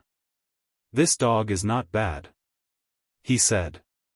Lu Chen coughed a few times, and only felt that there was a burst of cold in his body. It was probably because too much blood had flowed from the wound under his ribs, and the heat in his body had been taken away. He raised his head and looked at He. He did not scold him, nor did he beg for mercy. Instead, he asked, "When did you target me?" He also didn't seem to have any intention of making a move immediately.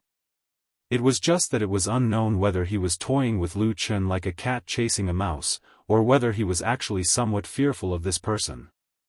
He said, "It's been many days. In fact, when you were at the snake forest, I had already found you." Lu Chen nodded, thinking that his intuition would not lie to him. He stared at him and suddenly asked, "Who exactly are you?" Lu Chen sneered and said, "You've chased me for so long and spent so much effort, yet you still don't know who I am? Even if I were to die, it would be too unjust."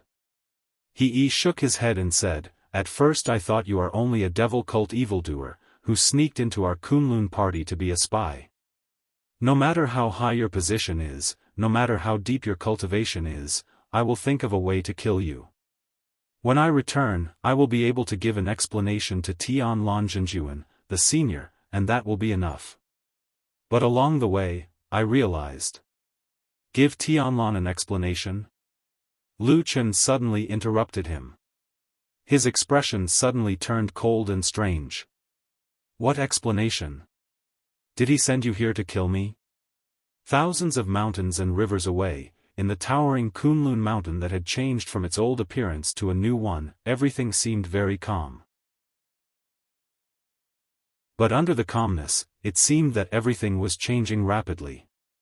Of the 4 famous and world-famous floating peaks in the forbidden area among the clouds in the sky, there were now only 3 left, and the winter peak had become a ruin in the mountain range below. The person who presided over the daily affairs of the Kunlun party changed from Immortal Idol Month to Immortal Qiandeng. Although there was a temporary in front of his title, as Immortal Idol Month quietly fell silent in the closed-door training, everyone in the Kunlun party knew that the person sitting on the throne would eventually be the real owner of that throne. Many changes had taken place in the major halls of the Kunlun party.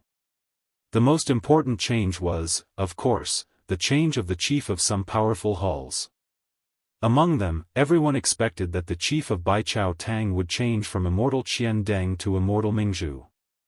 But no one expected that the chief of Heavenly Soldier Hall, after Dukanjinren accidentally died in the battle with the demon beast, did not choose a successor from Heavenly Soldier Hall, nor did he let Dukanjinren's favorite disciple He take over. Instead, he sent an equally powerful Immortal Guangyang to take over. At the same time, the iron branch of the Kunlun party, which had always been weak, began to rise with Masato Kihara's appropriate choice. As everyone knew, the only person in the Kunlun party, Immortal Tianlan, valued Masato Kihara very much. For the first time in many years, he allowed him and a few other Iron Branch Yuanying Zenrins to ascend the mountain among the clouds in the sky. In addition to these obvious personnel changes, there were also some faint undercurrents surging in the Kunlun party. After firmly taking control of this famous sect, Immortal Tianlan began to reorganize the sect through his subordinates. Some powerful Yuanying Zenrins, many outstanding and talented disciples in the Jin Dan realm and the Foundation Building realm were selected. They were then told that they would receive an opportunity that they had never had before, to go to Zhengxianmeng to work. In the past, although Immortal Tianlan himself held a high position in Zhengxianmeng, the Kunlun party was different from the other famous sects, such as Qianji and Tianluo. They did not have the intention to be very close to or value Zhengxianmeng. Their disciples also rarely went to Zhengxianmeng to work, which formed a sharp contrast with the other big sections. The root of this was, of course, because in the past, Hakushin Jinkuan and Jinren Idle Month were in power. If they sent people to Zhengxianmeng to work, wouldn't they be helping Immortal Tianlan? Now that the situation had changed greatly, it naturally could not be mentioned in the same breath as before. But now, although his words carried enormous weight in the Kunlun mountain, Immortal Tianlan didn't seem to have any desire to covet power. He didn't interfere with most of the sect's affairs and let Qiandang Jinren handle them himself. Under normal circumstances, he mostly stayed on the summer peak in the sky. It was rare for ordinary disciples to see him, but perhaps it was because of this detached feeling that people respected him even more. In addition, there were always people who intentionally or unintentionally added fuel to the fire in the sect. Very soon, Immortal Tianlan had a lofty, godlike status in the hearts of the numerous ordinary disciples of the Kunlun party. As for what the truth was, it actually wasn't important. One day, Tianlan once again appeared in the Black Hill Pavilion in Kunwa City. Old Ma, who was guarding this deserted and rundown shop, originally thought that this lord had some secret business or some secret person to meet here. But to his great surprise, Immortal Tianlan told him to close the door, saying that he only had something to say to him. Standing in the quiet small courtyard and looking at the tall and fat bald Immortal Tianlan, Old Ma subconsciously became a little nervous. He slightly lowered his head to look at the ground in front of him and suddenly remembered that every time this person came, Lu Chen was always the one facing him. So, every time this person came, did Lu Chen also have this kind of apprehension in his heart? Immortal Tianlan didn't carefully observe Old Ma. After calling Old Ma over, he very directly said to him, "Pack your luggage and go to the Immortal City for me." He looked a little unhappy and even a little disgusted. Something probably happened in Fuyunji.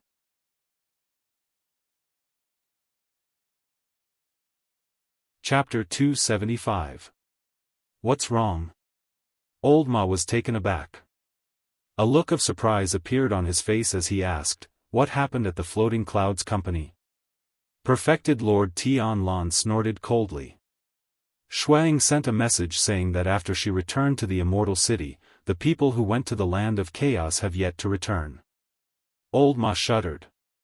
"I remember that when Shuang came that day, she was here. You personally told her to bring everyone back." Perfected Lord Tianlan did not speak and only looked at him indifferently. Old Ma suddenly felt a chill in his heart. "You're suspicious of Shuang?" Perfected Lord Tianlan frowned slightly. After a moment of silence, he said, "Not really. She's been doing well all these years and has not made any mistakes. However, this concerns Lu Chen's life and death. I believe you're the only one who wouldn't lie to me about this." Old Ma nodded silently. However, a hint of worry quickly appeared on his face. "If those people don't return from the land of chaos," Perfected Lord Tianlan said coldly, "Shuang sent those people over to track and monitor Lu Chen. If they don't return, there are only two reasons. 1. Something happened to those people and they were all wiped out. 2. The order they received was not to return to the city but to hunt down Lu Chen." He looked up at Old Ma and said indifferently, "Go to the Immortal City and investigate this matter in Fuyunji with my token. No matter what the reason is, whether it's not returning to the city or hunting down Lu Chen, they've disobeyed my orders. Since they dared to do this, someone has to bear the responsibility." With that, he casually waved his hand, and a round object flew over. Old Ma stretched out his hands to catch it. He looked at it carefully and saw that it was a white jade plate with two sides. The front side was engraved with the words, Tianlan, and the back side was a picture of the rising sun decorated with cloud bat patterns. Old Ma took a deep breath and held the white jade token tightly in his hand. Then, he bowed to Perfected Lord Tianlan and said, "Don't worry, I'll definitely do this well." Perfected Lord Tianlan nodded silently. After a while, he suddenly looked up at the sky with a complicated and slightly bleak expression on his face. He said, "Although that kid and I are not master and disciple, and he often speaks disrespectfully to me, no one can kill him without my permission." A trace of excitement flashed across the depths of Old Ma's eyes. He bowed and said, "Yes, I understand. Go ahead." Perfected Lord Tianlan waved his hand and closed his eyes. "Who sent me here to kill you? Is it important?" He held the sword that was dripping with blood and stood a few feet away from the seriously injured Lu Chen. He looked at this enemy with interest and said, "What I'm curious about is why you suddenly asked such a question." He smiled and gestured to the sky with his hand. Then, he said calmly, "The Perfected Lord Tianlan we're talking about is a person of virtue and prestige. He's famous in the world. He's like an immortal.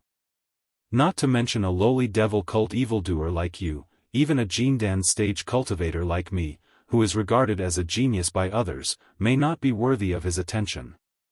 But when you said that, He Yi's gaze fell on Lu Chen's face. "When you said that just now, it seemed like it was natural that Perfected Lord Tianlan would come to deal with you. Isn't that strange?"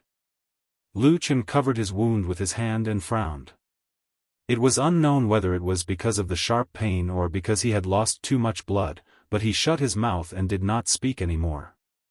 "So, I'm very curious. What kind of person are you?" He looked at him and said, "An ordinary devil sect spy should not have any relationship with a Perfected Lord Tianlan. Furthermore, I discovered another strange thing along the way. There were actually people from the Floating Clouds Agency chasing after you.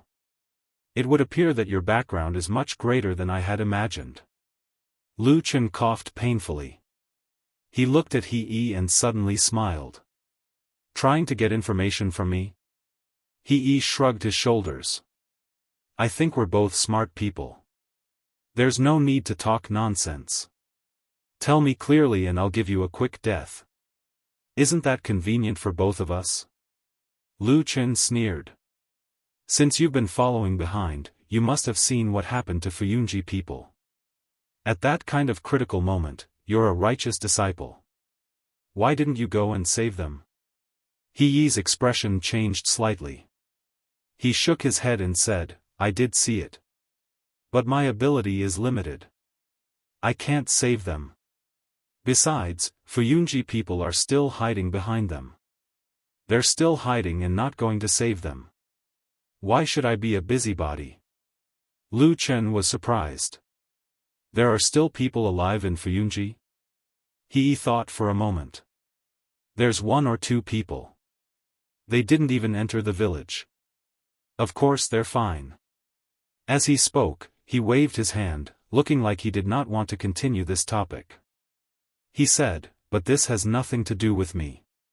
What I am most interested in is that a few days ago in the snake-overgrown forest, these floating clouds division people had clearly caught up to you, the evil cult spy, but in the end, not only did they not swarm you, they even hid their heads and tails and pretended to be evil cult killers to kill you. These things are getting weirder and weirder. I'm more and more curious about your identity. How about it? Tell me?" He smiled at Lu Chen. The long sword in his hand stretched out towards him. It was also at this moment that Lu Chen's gaze, which had been staring at He, suddenly flashed with a hint of mockery. He said, "After talking for so long, I think I understand."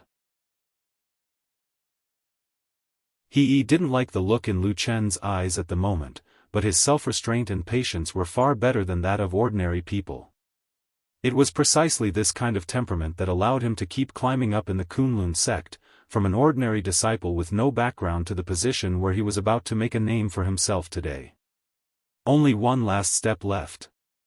As long as he could get that Tianlan True Lord's appreciation, as long as he could become his disciple and obtain the Tian character Taoist title, his future path would be a broad path to immortality.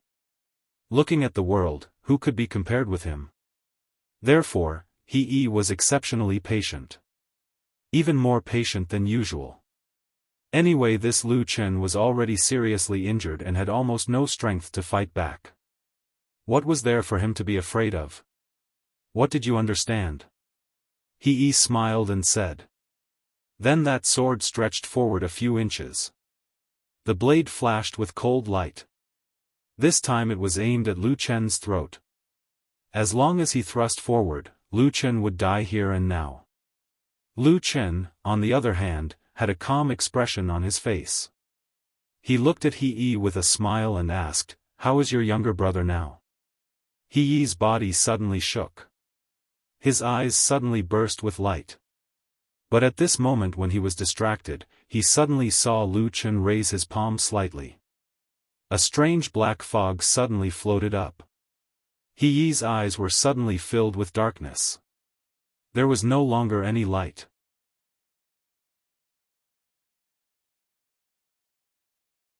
Chapter 276. Nowadays, the evil sect, which was regarded as a scourge by the world, was actually called the Holy Sect of the Three Realms. Some of the smaller sects did not know much about the history of their ancestors and mistakenly called it the Holy Sect of the Three Realms. According to the ancient books and textual research passed down by the evil sect, the so-called three realms corresponded to heaven, earth and man, referring to the three realms of immortal, man and ghost. But what was the truth and whether there was any basis for this statement, there were different opinions. The people of the evil sect firmly believed in this and took it as their highest goal to welcome the true God to descend to the world and unify the three realms. But the people of the righteous often scoffed at this because in history, other than those illusory ancient myths, there had never been any evidence to prove the existence of the immortal realm and ghost realm. And in order to break the boundaries and invite the true God, the followers of the holy sect of the three realms often indulged in all kinds of unimaginable and exaggerated actions that crossed the boundaries. Moving mountains and filling the seas were all small matters, and there were many cases of people being plunged into misery and suffering. This was what the people of the righteous couldn't tolerate. Even if they didn't talk about the principles of enforcing justice on behalf of heaven, if your sect messed around and caused the world to be in chaos, causing mountains to collapse and the earth to crack and causing heavy casualties, then how could the people of the righteous live? So, the world rose up and attacked them. The holy sect of the three realms was also a powerful sect. If there was a disagreement, they would start fighting. Even if they were to become enemies with the whole world, they wouldn't even bat an eye. Perhaps in the hearts of those fanatical believers, this was also the training of the true God? But faith was faith. No matter how fanatical and powerful you were, you definitely couldn't beat everyone in the world who was angry and resentful. So the result of the continuous war was that the holy sect became the evil sect and became a street rat that everyone wanted to beat up.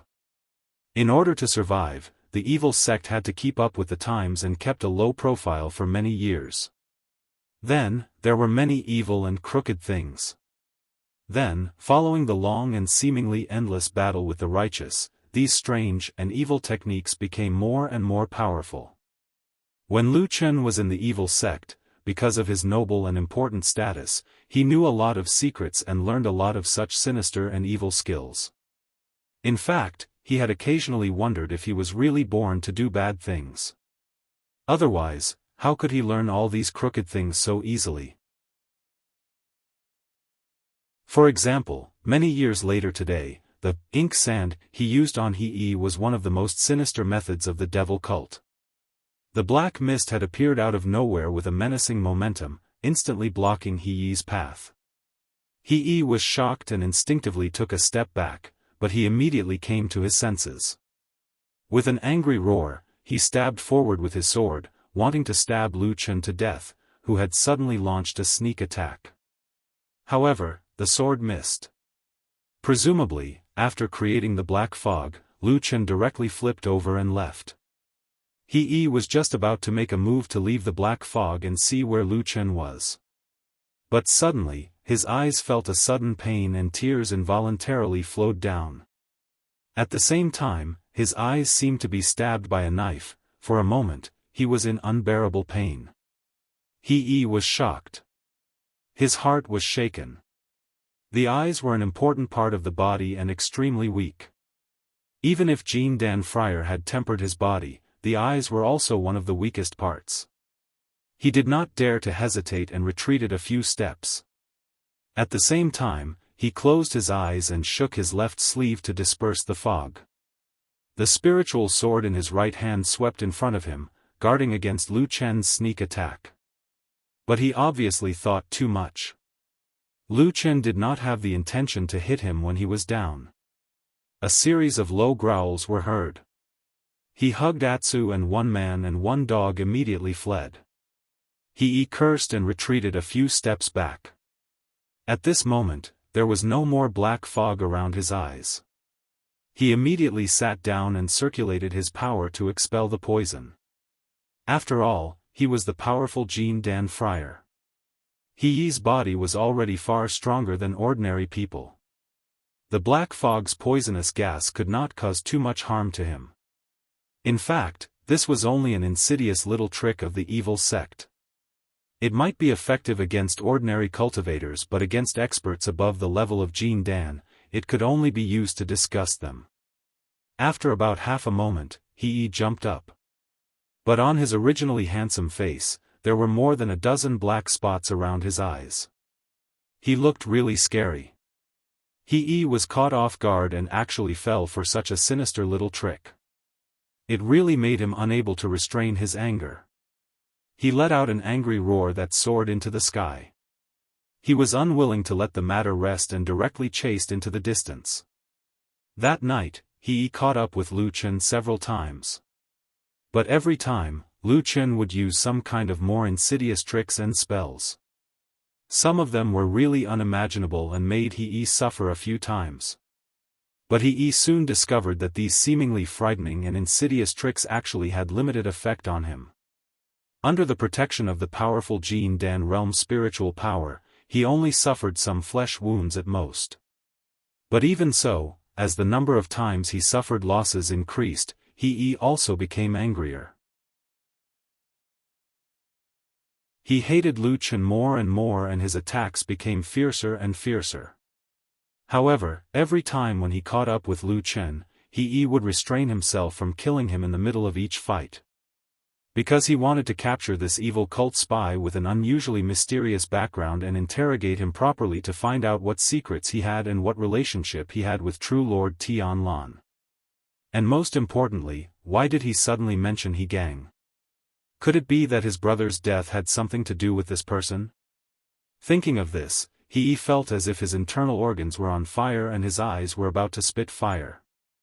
Lu Chen and Atsu fled with all their might. But they were seriously injured and He was a man with a solid foundation.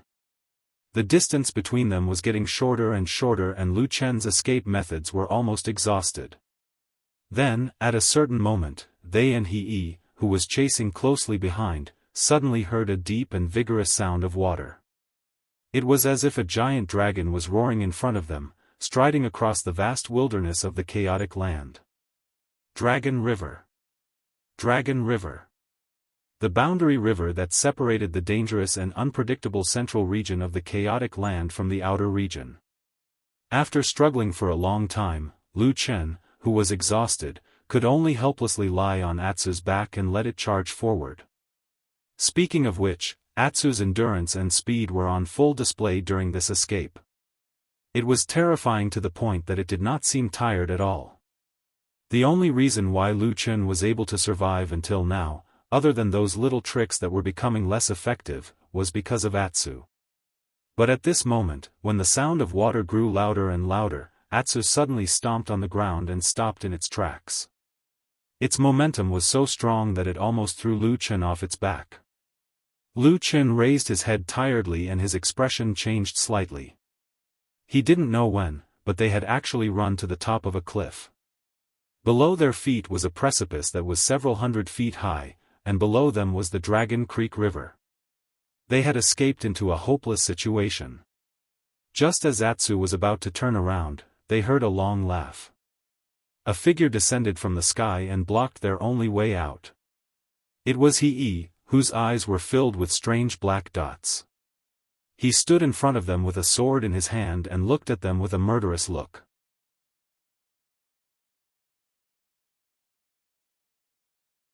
Chapter 277.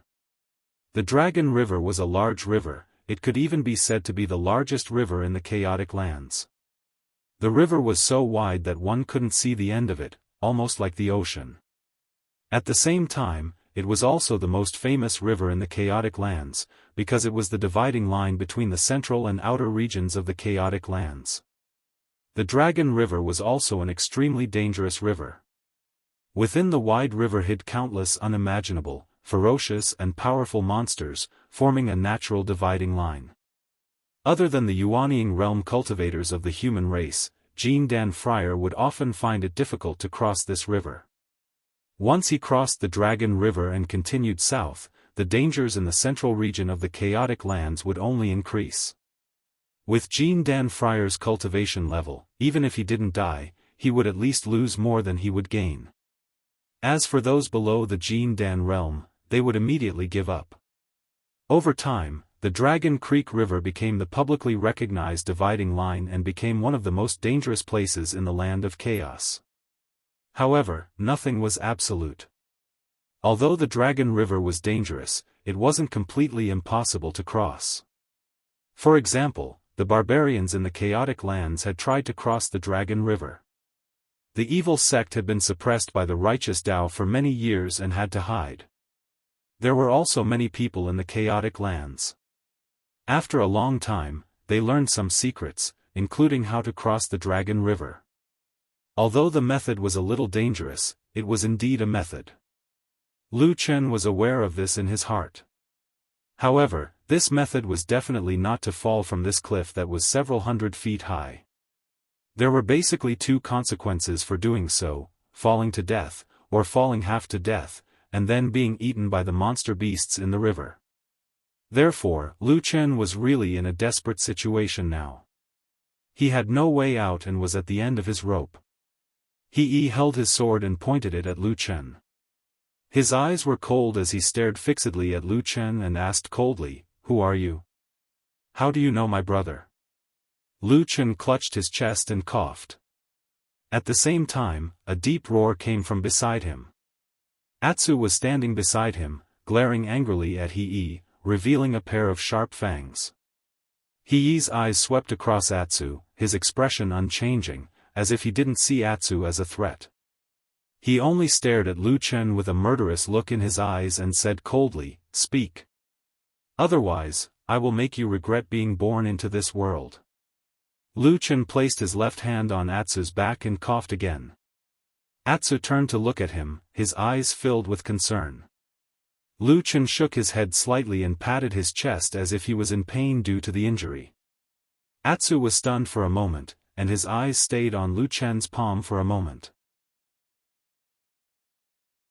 Then, Lu Chen looked up at He and said, I know him, but I didn't have much contact with him in Kunlun Mountain. He frowned and his eyes softened a little, but he was still a little alert. He sneered and said, then why did you mention him? To run for my life.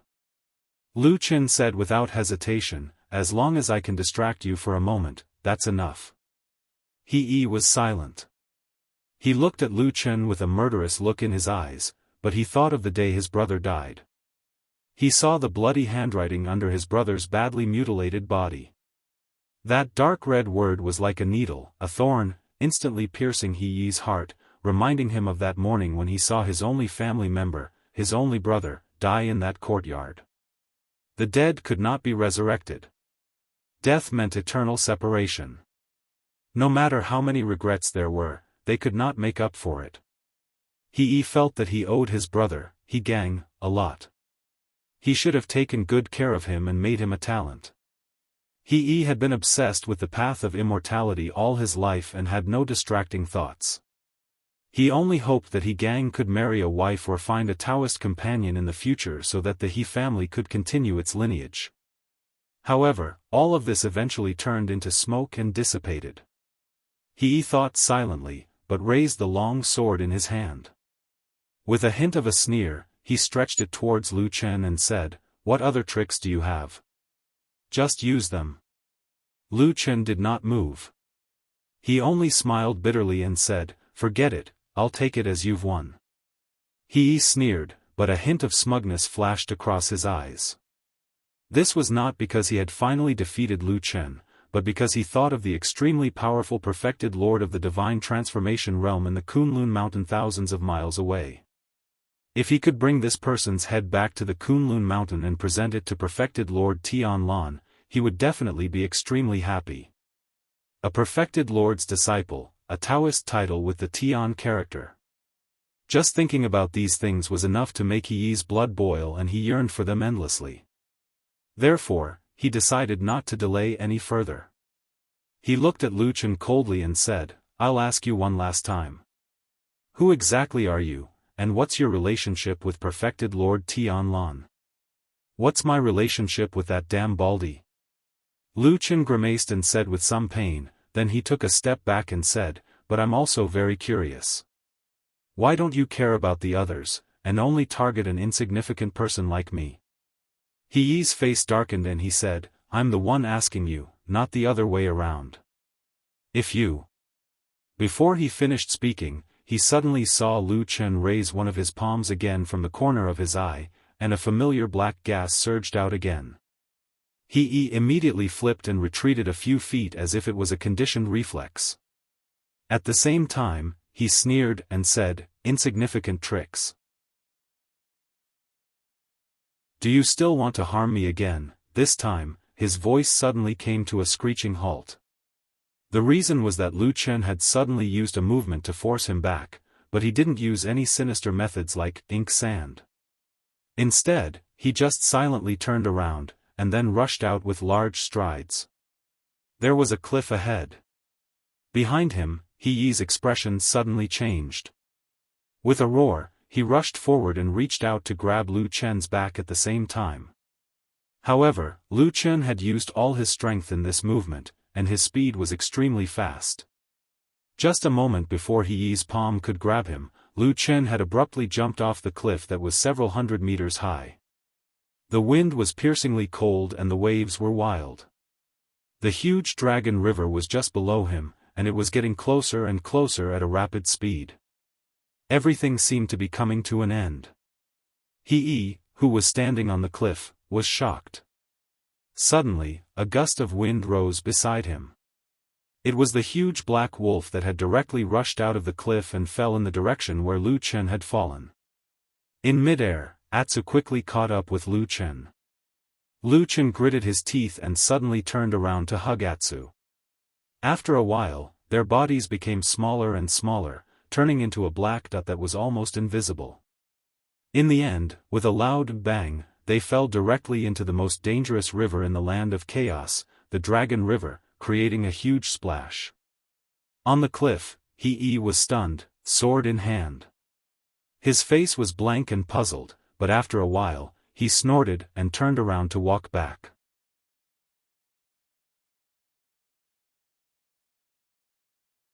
Chapter 278. The water of the Longchuan was very, very cold. The water of the Longchuan was very, very deep. As soon as they fell into the water, because the cliff was too high, the force of the fall was too great, and they immediately rushed into the depths of the river. Intense sounds of bubbles and gurgling suddenly rang out, and the cold water pressed against them from all directions. At that moment, there was only a dazzling white in front of them. Apart from the water splashes and bubbles, they could see nothing else. But Lu Chen's hand was still tightly holding onto Atsu, holding onto this companion who would not leave him even in the face of death. After rushing down the river for an unknown distance, as the buoyancy of the water increased, the momentum quickly decreased, and Lu Chen and Atsu's bodies finally slowed down. But then, a powerful undercurrent suddenly rolled up in the depths of the river, directly wrapping their bodies together and rushing forward. Lu Chen and Atsu's bodies were involuntarily drifting with the current. In fact, jumping from such a high place into the water, the recoil force was also terrifying. Atsu's body was in a better state, and its body was extraordinarily tough. But the impact that Lu Chen received was even more severe. He was dizzy, his chest was stuffy, and he was seeing stars. He almost fainted again. Fortunately, he was tough and strong, and he knew that this was a matter of life and death, and he must not lose his mind, so he tried his best to stay awake. But in the depths of such a terrible river, being wrapped by countless undercurrents, the power was so strong that he could not do much. At this moment, suddenly, Atsu, who was hugging Lu Chen's body tightly, suddenly raised its head, and its eyes were filled with fear, as if it was suddenly nervous and excited. Lu Chen immediately felt that Atsu's body was strange, because almost all of its muscles seemed to have tightened in an instant. A gigantic shadow appeared from the depths of the Dragon River, and began to rapidly approach them. Before the shadow could even reach them, the water current from that direction was like a raging tide, causing Lu Chen and Atsu to tumble a few times in the water. The sound of rolling and crashing water began to ring out fiercely, and the whole underwater world began to churn crazily. Suddenly, a large school of arm-sized fish rushed over from another direction, and the sharp teeth in the water were like incomparably sharp blades, rushing towards the flesh and blood in the water. More shadows appeared, wave after wave, wave after wave. The whole calm Longchuan River seemed to be boiling, and countless terrible creatures swarmed over. They were bloodthirsty, crazy, and ferocious. Even before they rushed over, some of the ferocious creatures directly pounced on them. The big fish ate the small fish, and the monsters killed the big fish. Blood flowed and dyed the river red. Above their heads, below their feet, in all directions, under this terrible and deep river, countless ferocious creatures looked around, and there was only despair left. Lu Chen did not hesitate anymore. He hugged Atsu tightly with one hand, and pressed his other hand on his chest. The huge shadow behind him and under his feet had already rushed forward, and suddenly rose up. The whole Longchuan River suddenly rose by 10 feet. A wave of spiritual power flashed, and time seemed to freeze for a moment in the depths of the river. Then, Lu Chen and Atsu's bodies suddenly disappeared, and the little gap was immediately flooded by the river. The shadow fell down and crushed everything. All the monster fish instantly scattered, but where the shadow passed, a large number of creatures were directly pulled back by the surging tide, and then disappeared into the depths of the shadow. Blood flowed and floated in the river, and then quickly thinned and disappeared. Everything became quiet again, and everything returned to its original state. Only a tiny seed silently appeared in this vast, ocean-like river. It was circled by a wave, knocked away by a passing monster, staggered, and floated down. Suddenly, it was seen by a swimming big fish and swallowed. After a moment, it seemed that the seed was too hard. The big fish shook its body, tilted its head, and spat it out again. Then, it swam away leisurely. A string of bubbles rose from the water, and the seed rolled a few times.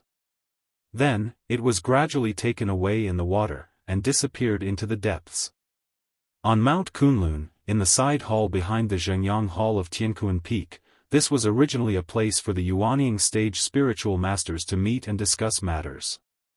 Now, it had been temporarily used by perfected Lord Tianlan as a place to meet guests.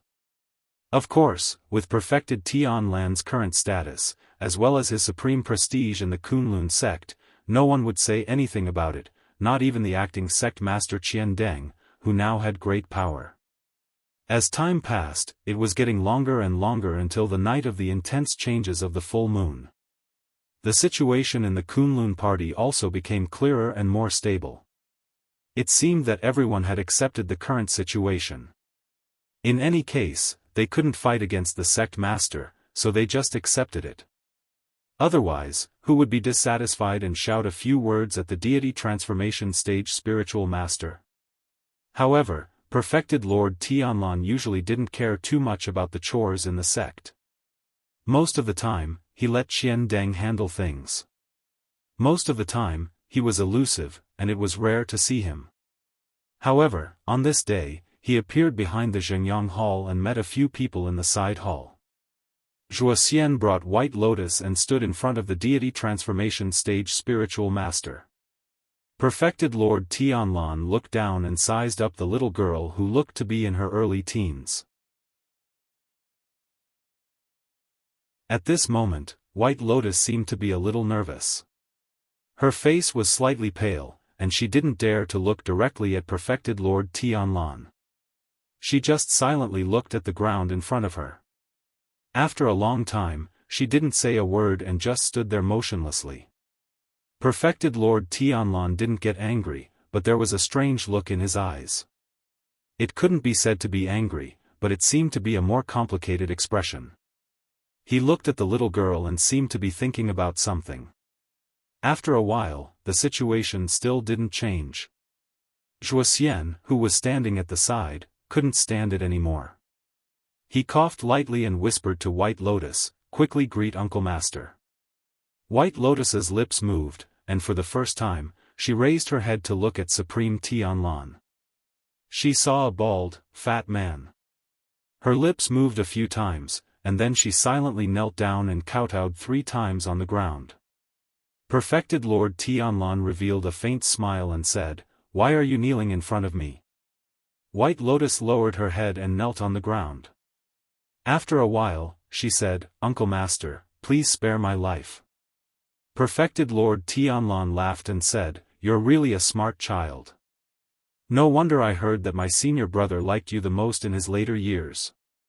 Come, tell me, what does senior brother usually say about me?" White Lotus said, "Do you want to hear the truth or a lie?" Perfected Lord Tianlan smiled and said, "Of course the truth." White Lotus said with an "oh," and said, "When Master was still alive, he told me, second senior brother, and eldest senior brother, that although you're talented and bold, you're too ambitious and want too much. We can't allow you to control the power of Kunlun. Otherwise, the orthodoxy of our Kunlun party that has been passed down for 5,000 years will be destroyed." The side hall instantly fell silent. Zhuo Xian, who was standing at the side, suddenly turned abnormally pale.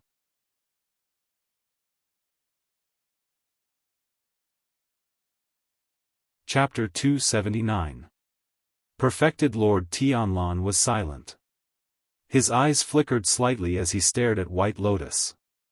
The hall was silent. If he didn't speak, no one dared to say a word. No one knew what he was thinking at the moment and whether he would be enraged or angry. If he was enraged, the hall would probably be filled with dead people. The atmosphere seemed to freeze and time seemed to stop as well. After an unknown period of time, perfected Lord Tianlan suddenly stood up and walked down from his seat. He walked to White Lotus and stared at her for a moment before saying indifferently, "You're quite bold at such a young age. Did my senior brother teach you all this as well?" His fat body just stood there casually. He did not look ferocious, nor did he give off an oppressive aura. However, there was a majestic aura that made White Lotus speechless. After waiting for a moment, Perfected Lord Tianlan turned to look at Zhuoxian and said, "What about you? Have you heard Senior Brother Bai Chen say these words before?" Under the bright and somewhat dazzling gaze of this soul formation Perfected Lord, Zhuoxian's legs also turned to jelly. He laughed dryly and sweat appeared on his forehead. After hesitating for a moment, he still said softly, "Junior sister didn't lie. I've indeed heard Master say this once before." With his hands behind his back, Perfected Lord Tianlan slowly walked to the window at the side and raised his hand to look at the sky. His expression was indifferent and no one could tell what changes were going on in his heart. After a while, he said slowly, "Senior brother and I have known each other for a lifetime but he never understood my feelings. It really makes me feel regretful. We're brothers. If we meet again in the netherworld in the future, I'll naturally tell him my feelings. Get up." The last sentence was said to White Lotus who was still kneeling on the ground. White Lotus responded softly and stood up to walk to Zhuoxian's side, standing there quietly. Perfected Lord Tianlan swept his gaze across the two of them and said a moment later, "White Lotus." White Lotus did not reply and stood with her head lowered. Zhuoxian, who was at the side, sighed and lightly touched White Lotus. White Lotus then said in a low voice, "Your disciple is here." Perfected Lord Tianlan said indifferently, "Senior brother has unfortunately passed away, leaving behind 3 disciples. As their martial uncle, I can't just sit by and do nothing. Your eldest senior brother and second senior brother have already been settled. You're the only one left." At this point, White Lotus suddenly raised her head and glanced at Zhuoxian beside her. Zhuoxian's expression was calm and collected, as if he was indifferent to this. After a while, White Lotus slowly lowered her head again. "You're the only one who hasn't settled down.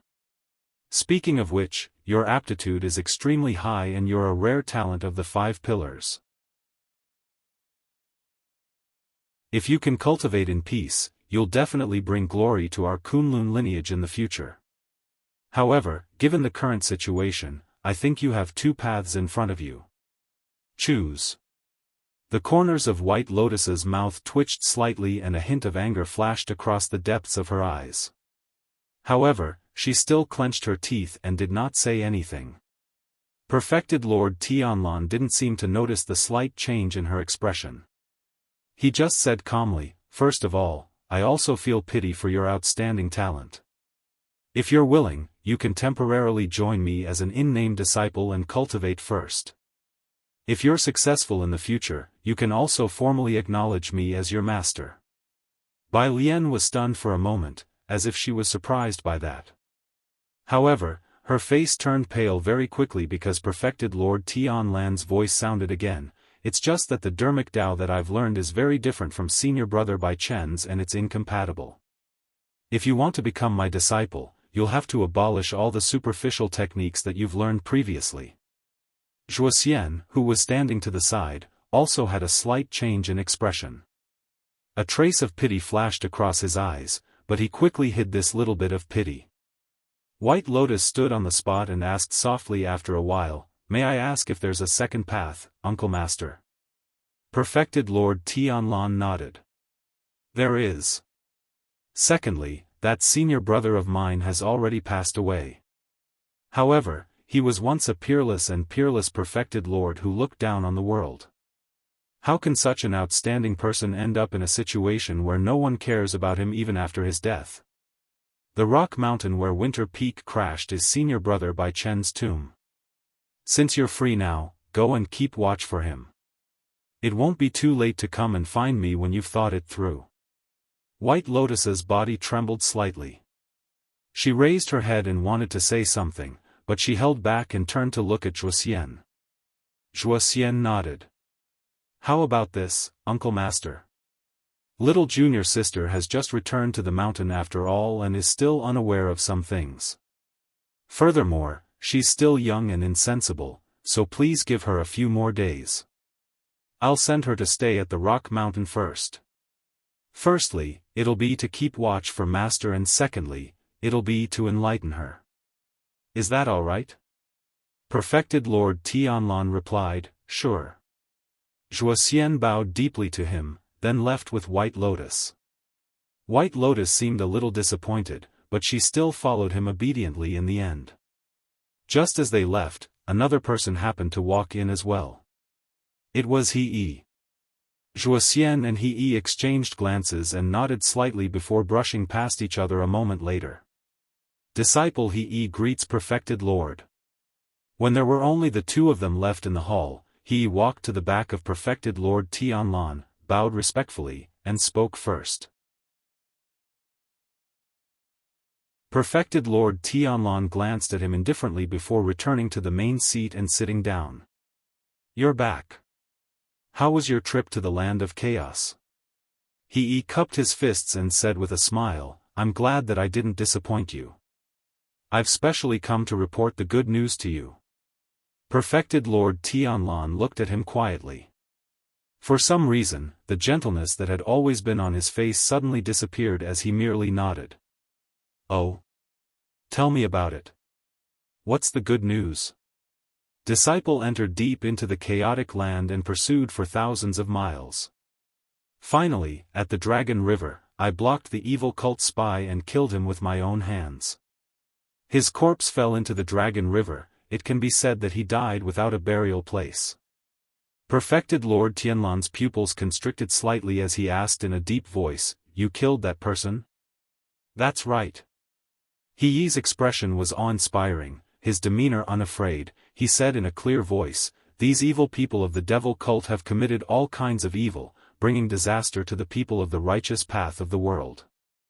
As a disciple of Kunlun sect, it is my duty to enforce justice on behalf of heaven, to eliminate evil and promote good. Perfected Lord Tianlan did not say anything and merely looked at He quietly. Being stared at by him, He felt a little excited in his heart. He took another step forward and said, Disciple's trip this time is also to prove to you that Disciple is talented enough to take you as a disciple. I will definitely not disappoint you. Even that, Tian Daoist name, Disciple has the confidence to bring glory to you. You want to be my disciple after killing that person and even want the Tian Dao title? Perfected Lord Tianlan stood up slowly and stared at him. His expression gradually turned complicated as though a strange emotion was lingering in his heart. A faint but intense heartbeat rumbled in a certain quiet corner. Yes, please grant my wish, Perfected Lord. He knelt on the ground. Perfected Lord Tianlan stood at a high place and looked down at that person. His eyes seemed to be filled with wind, clouds, and lightning.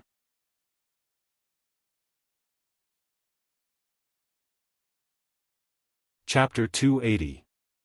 The black tail moved on the ground, and a small piece of the tail was missing. The wound was smooth and neat, and it looked like it was cut by a sharp blade.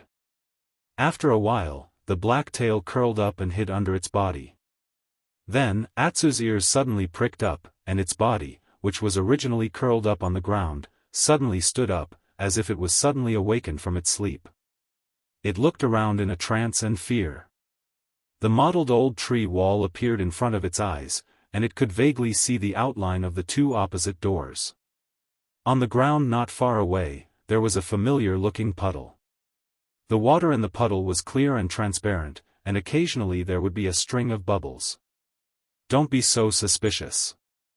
This is a tree hole. There won't be a whole river of Longchuan suddenly pouring down from above us.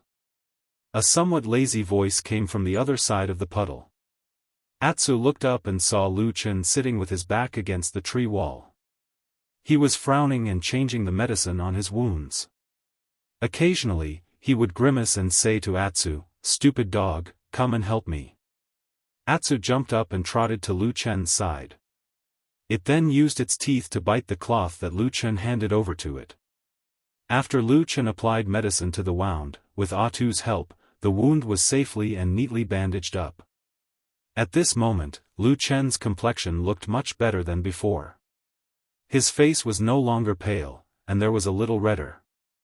After he moved his arms and body, he nodded with satisfaction and said, "It should be fine in another 5 or 6 days." Atsu barked twice. Lu Chen looked at it and said with a smile, "How is it? Now you know how powerful I am. I have stored a lot of food, medicine, and all kinds of clothes in this tree hole. What do you call this?" "Humph, this is what you call foresight." Atu's ears drooped, and he looked very happy. He even rubbed his head against Lu Chen's body. Lu Chen smiled and pushed its head away, then stood up and walked to one side of the tree hole. There was a large pile of things there, which looked like a hill. Lu Chen rummaged in it for a while, then took out 2 pieces of dried meat and threw them directly to Atsu. Atsu bit it and immediately began to chew. Lu Chen looked at Atsu and shook his head with a smile. Although he looked relaxed, there was still a trace of worry in his eyes. As early as when he was on the mountain of Kunlun, he had more or less a hunch in his heart. In order to be safe, he secretly prepared these things in this tree hole in secret. As a result, it really came in handy at the critical moment. However, even though he had considered all the details and had even included Atu's portion, he had not expected that Atu, this stupid dog, would have a huge appetite to begin with. After he had advanced to become a holy beast, this fellow's appetite seemed to have increased by more than 1-fold. Lu Chen found it hard to imagine how this big black dog could eat so much. However, when he thought about it carefully, there were actually some clues to the reason behind it. When they met again after the night of the full moon, Atsu almost no longer ate ordinary food. Its favorite food was the flesh of monsters full of vitality, and the fresher it was, the more it liked it. However, of course, there was no such condition in this tree hole, so after starving for a while, this stupid dog quickly lost the moral integrity of a holy beast. No matter what it was, as long as it could eat, it would eat with relish.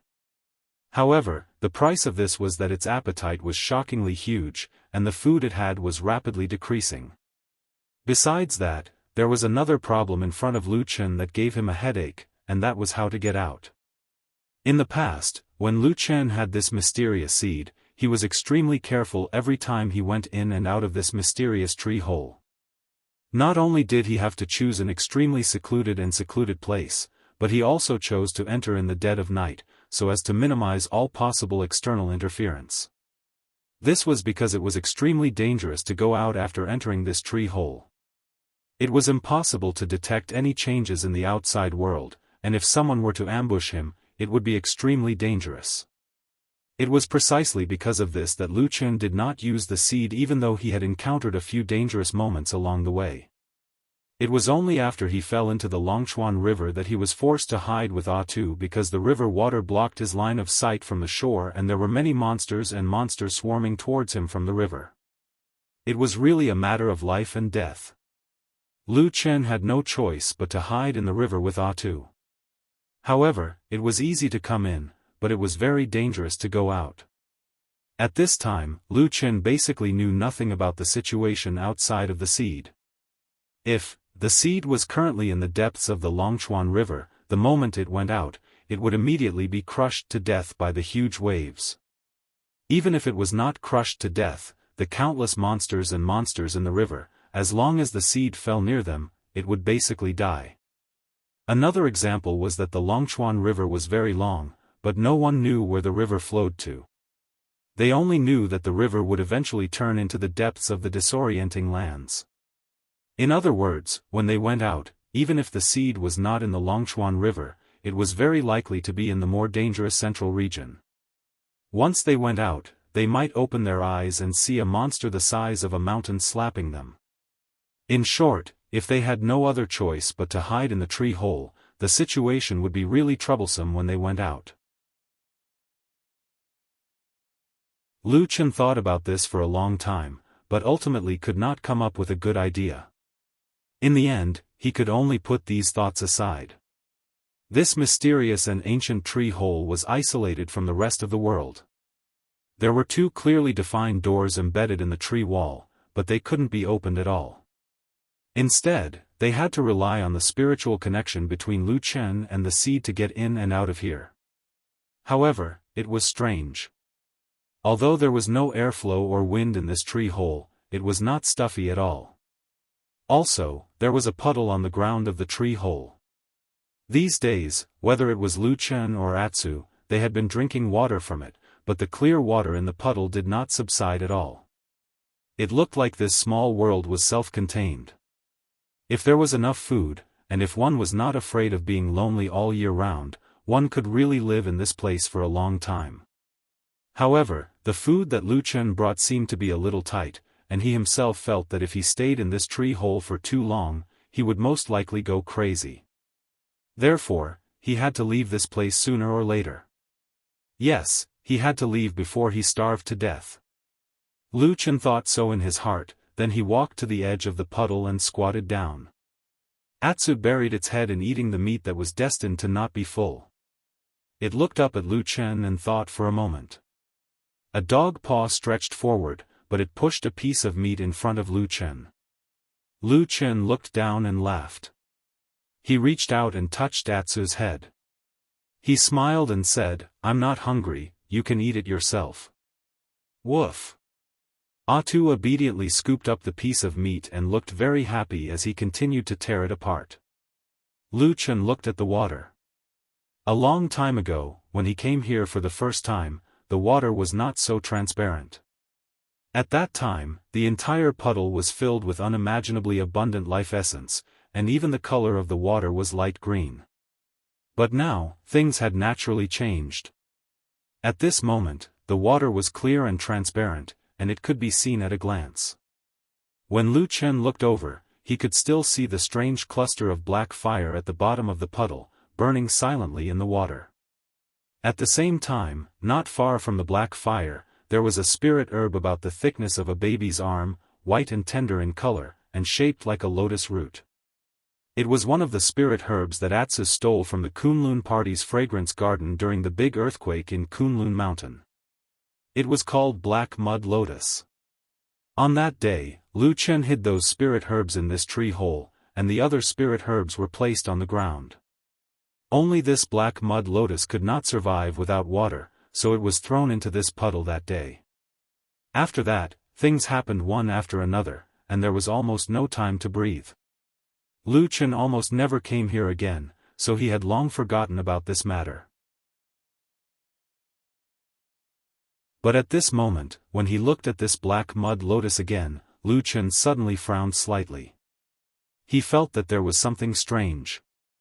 It was just separated by a layer of water, but the black mud lotus under the water was somewhat blurry and could not be seen clearly. After he pondered for a moment, he rolled up his sleeves and knelt by the water. Then, he slowly reached his hand into the water, and grabbed the black mud lotus. Atsu, who was eating at the side, also seemed to feel something. After looking over, he also stood up, rolled up his tongue, and walked over to look into the water. This originally quiet tree hole, at this moment, suddenly seemed to be even more silent. There was not even the slightest sound. Only when Lu Chen's hand reached in, the water splashed, and the bubbles rose, making a little crashing sound. The misty green gas slowly flowed on the tree wall, twining in the gaps of the ancient bark. There were also the two doors that had been silent for a long time, as if they were silently staring at the human below. That hand reached into the water and grabbed downwards. The water rippled and slid, and then a string of bubbles of different sizes rose up. For some reason, the bubbles appeared particularly bright and lustrous. In every spherical bubble, there was a reflection, which was Lu Chen's face. As if thousands of illusions of the world were gathered here. Lu Chen's hand paused for a moment. He stared at these bubbles, and after a moment, he continued to reach downwards. This piece of water began to shake, as if there was a very slight wave, slowly surging. But after a moment, Lu Chen's hand finally touched the surface of the black mud lotus. There was a slippery feeling to the touch, as if it was no different from the feeling when he first obtained this spirit herb. Lu Chen's heart let out a sigh of relief. He raised his arm, and when he was about to stand up with it, Suddenly, his body stiffened. The black mud lotus swayed a few times in the water, and the water swayed even more violently, but this spirit herb did not leave the water. Lu Chen coldly looked through the water, and saw that one end of the black mud lotus had unknowingly pierced into the soil under the water, as if it had already taken root. And on the other side, the black fire, not far away, also slowly swayed a few times. You're tuning into the UnparalleledSwordWill YouTube channel. Don't forget to subscribe and join us on this journey to catch the most captivating stories.